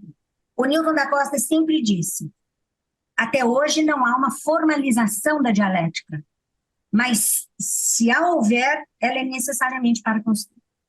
Ou seja, a dialética é um tipo de teoria que é paraconsistente. Não é que a paraconsistência é dialética. A dialética é um exemplo de paraconsistência geral, porque a paraconsistência é algo teórico, abstrato, geral. O que nós fizemos no livrão? O Evandro fez doutorado com o Newton da Costa. E o Newton pediu... Não, o Evandro fez mestrado com o Newton aí na USP, na filosofia ou na matemática, não me lembro. E o Newton pediu que queria que eu recebesse o Evandro para o doutorado. E o Evandro sempre teve uma certa paixão. O Evandro foi seminarista, então ele tem uma formação em filosofia muito forte. E ele sempre gostou muito de história da filosofia. E quando ele veio trabalhar comigo, ele queria fazer uma tese sobre história da lógica paraconsistente, da lógica paraconsistente. Mas a lógica paraconsistente surgiu no século XX, na segunda metade do século XX. O Newton não chegou a conhecer pessoalmente o Leopold, porque o Leopold morreu, mas eles se corresponderam. Em 99, a universidade teve o segundo encontro mundial de paraconsistência, que foi em Torino, e o Newton recebeu a medalha Nicolau Copérnico, da Polônia, pelos relevantes serviços para a lógica, pela interrelação com a lógica polonesa. O Newton não quis receber, e eu fui receber no lugar dele. Tá? E aí, o que mais? Eles sempre se reconheceram como cofundadores. Então, quem criou a lógica paraconsistente, a árvore de lógica paraconsistente no mundo, é o Newton. Por quê? Tudo que foi feito sobre a lógica do Jaspolsky, além dos dois artigos, os discípulos do Jaspolsky, do Lukáchev, vieram tudo para Campinas trabalhar com o Newton. Eu fui aluna deles, do Instituto da Lógica. E todas as formalizações, os resultados, são artigos do Newton com os poloneses. Então, eu estou preocupado porque nós temos mais 20 minutos e há 3 questões no ar ainda. Primeiro que nós recebemos 2 perguntas. Ótimo. Então, seria ruim não respondê-las, né? E terceiro, que tem aquela história da música que você ficou de contar. Então, se der, vamos ouvir as 2 primeiras perguntas. Márcia, você lê aí? Leio. Eu vou começar Mas a com minha explicação deu para entender um pouco? Deu sim, professora. Professora, assim, o assunto é bem complexo, mas você é bem clara. Então, acho que a gente está avançando bem. Professora, a primeira pergunta que a gente tem aqui é da Jerusa Araújo. Ela pergunta: olá, professores, como classificar algo como complexo? Existe algum tipo de classificação de grau de complexidade? Não. Complexo, acho que são aquelas coisas, né? Você tem que ter interação entre vários níveis, eu costumo dizer, para ser complexo, não basta ser complicado. Não é necessário apenas que você tenha um grande número de elementos participando do universo da estrutura, lembra? Você tem um conjunto, uma estrutura e um sistema. Em geral, uma estrutura com poucos elementos, dificilmente ela vai ser complexa. Em geral, você tem muitos elementos constituindo a estrutura, o universo da estrutura. Em geral, você tem várias relações, muitas relações, né? Você tem que ter um grau de autonomia entre os elementos desde o início do sistema, que ninguém prevê isso, né? Porque o sistema você não cata uma estrutura dando autonomia, aquilo é gerado no próprio exercício de vida do sistema, do processo. Então, você tem que ter interação de vários níveis, uma certa quantidade de elementos, uma certa quantidade mínima de estruturas, de relações, inter-relações entre as relações, inter-relações com o meio ambiente através de fronteira, sistemas isolados, acho que não podem ser muito complexos, inter-relações com o ambiente, e você tem que ter novidade. A novidade vem desse processo entre a relativa autonomia dos elementos constitutivos da estrutura do sistema, com as condições iniciais do sistema, inter-relação com o meio ambiente, que produzem emergência. Quando você tem isso, você pode dizer que você está com um sistema complexo. Concorda, Eli? Sim. Vamos para a próxima. A outra pergunta é do professor César Nunes. Professora Ítala, você mencionou que em alguns sistemas aparecem novidades não esperadas. David Woods fala de graceful extensibility, que seria a qualidade de um sistema se preparar para a surpresa. Como você vê essa ideia de se preparar para a surpresa? É diferente de resiliência, de flexibilidade? Como um sistema se prepara para a surpresa? Você mencionou que seu grupo discute alternadamente desigualdades sociais e sistemas. As desigualdades sociais são tão exitosamente mantidas porque o sistema dominante, entre aspas, diminui as possibilidades da surpresa? É o César que está perguntando? É o César. Oi, César, prazer em você estar aqui. Eu gostei muito da sua apresentação, do seu seminário. Tudo isso que você falou, eu concordo. Quando nós temos um sistema, eu não tive tempo de falar. Nesse artigo meu no Routledge, em linhas gerais, isso é discutido. Nós temos forças cooperativas e forças contraditórias no sistema para poder haver auto-organização. Mas há uma certa resiliência, porque se as forças contraditórias ou as forças de destruição ou de contravenção no sistema fossem dominantes, o sistema também explodiria. Eu me lembro que uma vez o Michel Debrun me disse, eu lembro muito das conversas, eu gostaria muito de melhorar e de me transformar. Mas se eu me transformar completamente, não vai adiantar, porque eu vou deixar de ser eu mesmo. Então, o sistema pode se transformar, se adequar, se ajustar, ter resiliência, sofrer influências dos seus ambientes, do ambiente externo, e ter a ação autônoma dos seus elementos, mas ele tem que permanecer o mesmo sistema. Por quê? E a resiliência, as forças internas de manutenção é que o mantém. Porque no momento em que esse embate entre as forças de cooperação e de transformação perder o equilíbrio, o sistema deixa de ser ele mesmo, ele pode explodir e ser outro. Pensemos que eu ia falar sobre os sistemas podem ter um processo de auto-organização tão forte que eles são criativos. Mas essa criação ela pode ser tão constante e regular que nós podemos ter sistemas complexos e evolutivos. Nós vamos ter evolução. O sistema deixa de ser ele mesmo e passa a ser outro. Então, as forças de resiliência elas são muito importantes porque elas mantêm a identidade do sistema.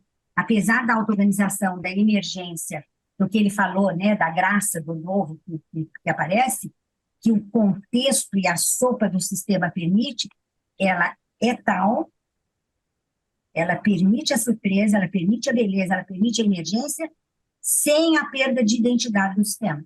A hora que o sistema muda de identidade, houve uma evolução. Ou ele explode, ele morre. E também tem uma outra coisa. Quando todo sistema que deixa de ter dinamismo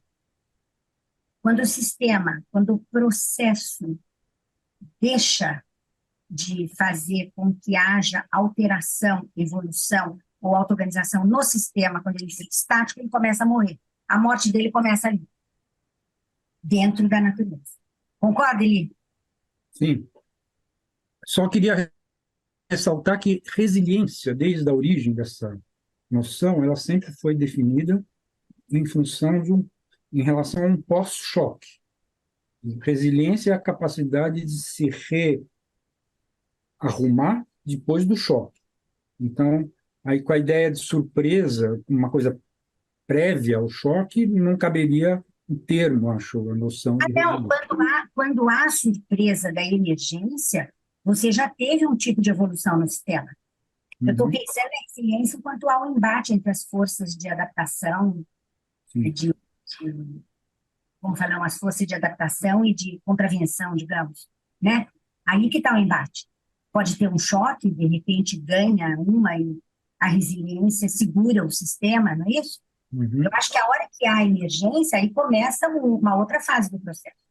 Quando há emergência, você tem uma alteração na estrutura, nas relações, na fronteira, pode haver alteração na funcionalidade. O sistema pode uhum. passar a adquirir uma nova funcionalidade. Márcia, você concorda que agora o tempo que sobrou deve ser dedicado à música? Concordo. Fala lá, Ítala. Então, eu estudei piano desde meus 7, 8 anos. É muito gozado, porque eu tive uma professora muito antiga, que foi a primeira que ganhou prêmio no Brasil, e ela me considerava um talento. Então, de acordo com o sonho familiar, era para eu ser pianista. Eu dei bastante concerto em criança. Meu último concerto, eu toquei Estudos Sinfônicos de Schumann, que é uma peça difícil. Mas daí eu me formei em matemática. E foi gozado, porque eu gosto de música muito até hoje. Nós temos no grupo. Amanhã, no nosso seminário de organização, se você quiser assistir, está convidado, vai falar o Jonatas, que é um rapaz formado em matemática aplicada e é músico, Hum. sou titular da música da Unicamp, Jonatas Manzori. Eu gosto mais de música e participo, mas eu parei de tocar piano. E é gozado, meu marido fala, como? Você não toca para nós, os filhos, não ouvem os netos. Eu Mas acho que eu a pergunta que todo mundo se faz é se uma coisa expulsou a outra. Quer dizer, para você se dedicar à matemática, ela expulsou a música.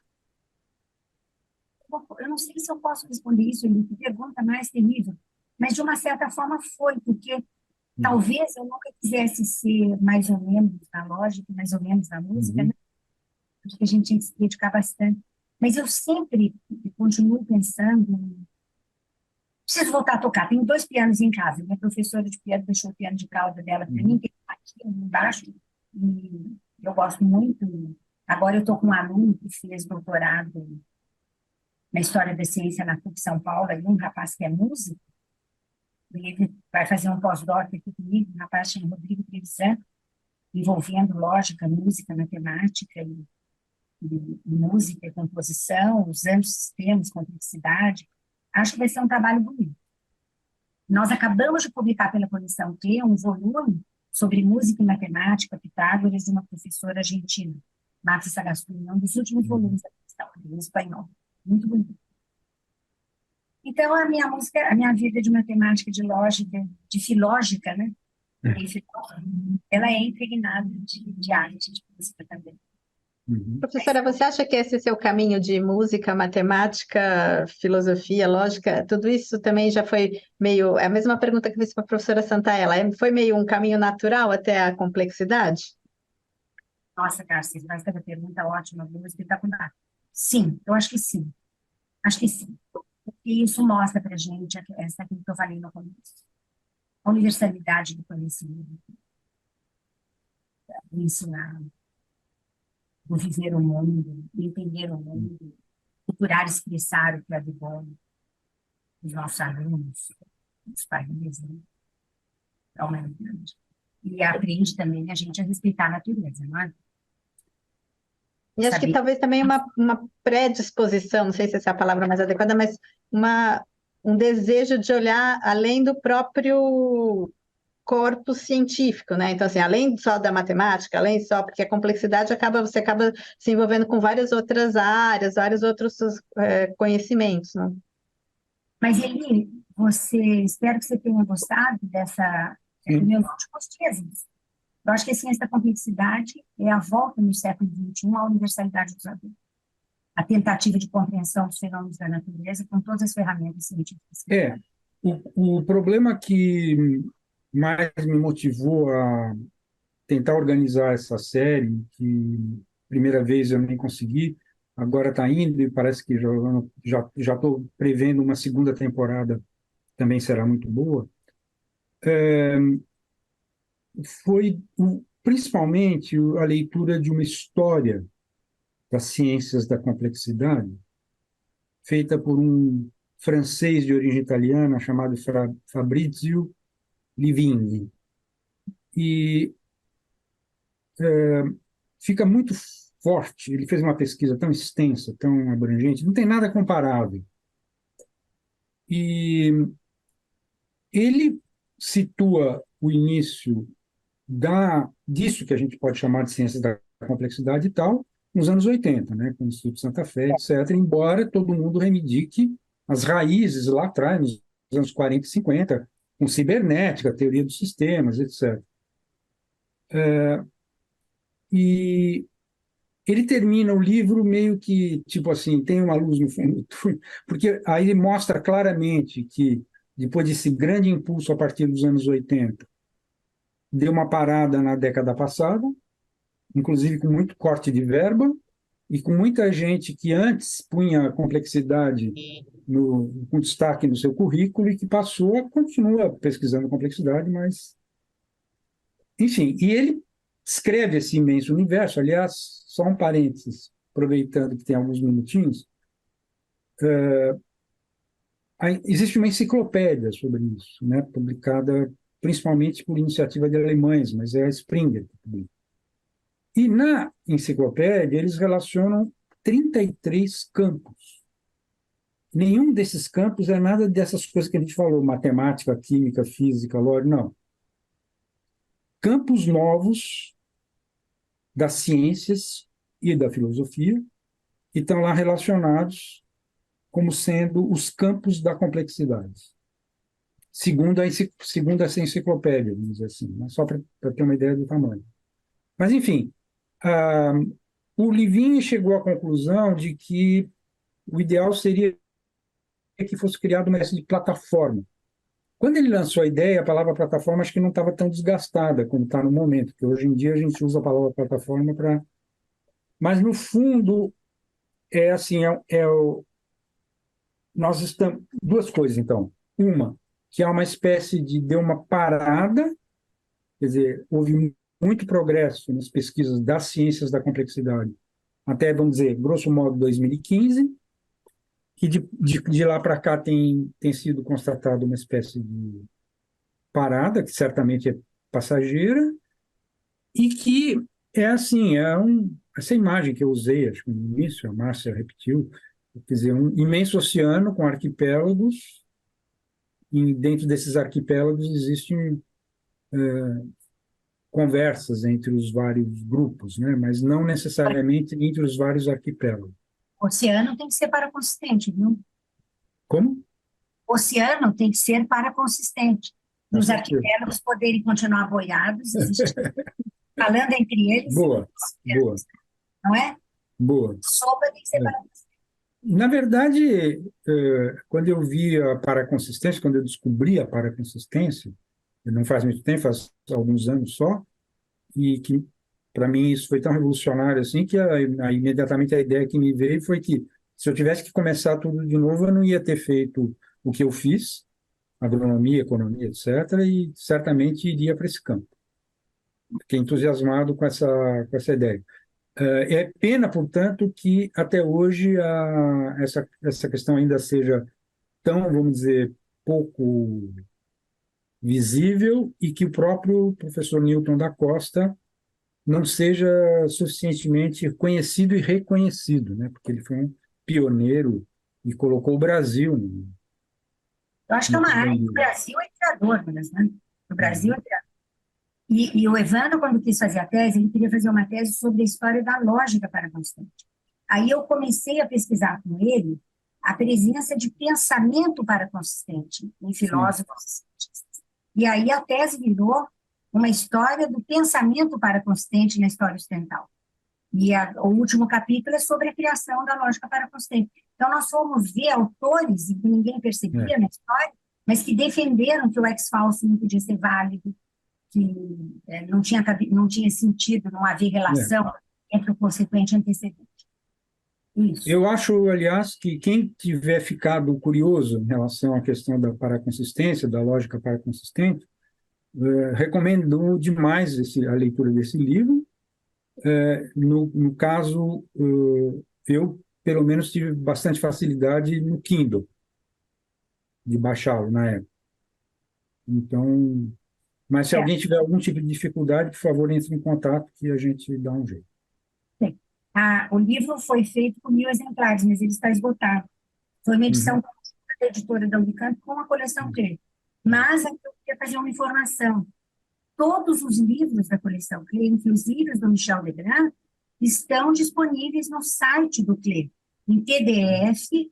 Você tem que entrar nas publicações, coleção Clé, estão todos digitalizados. Ótimo.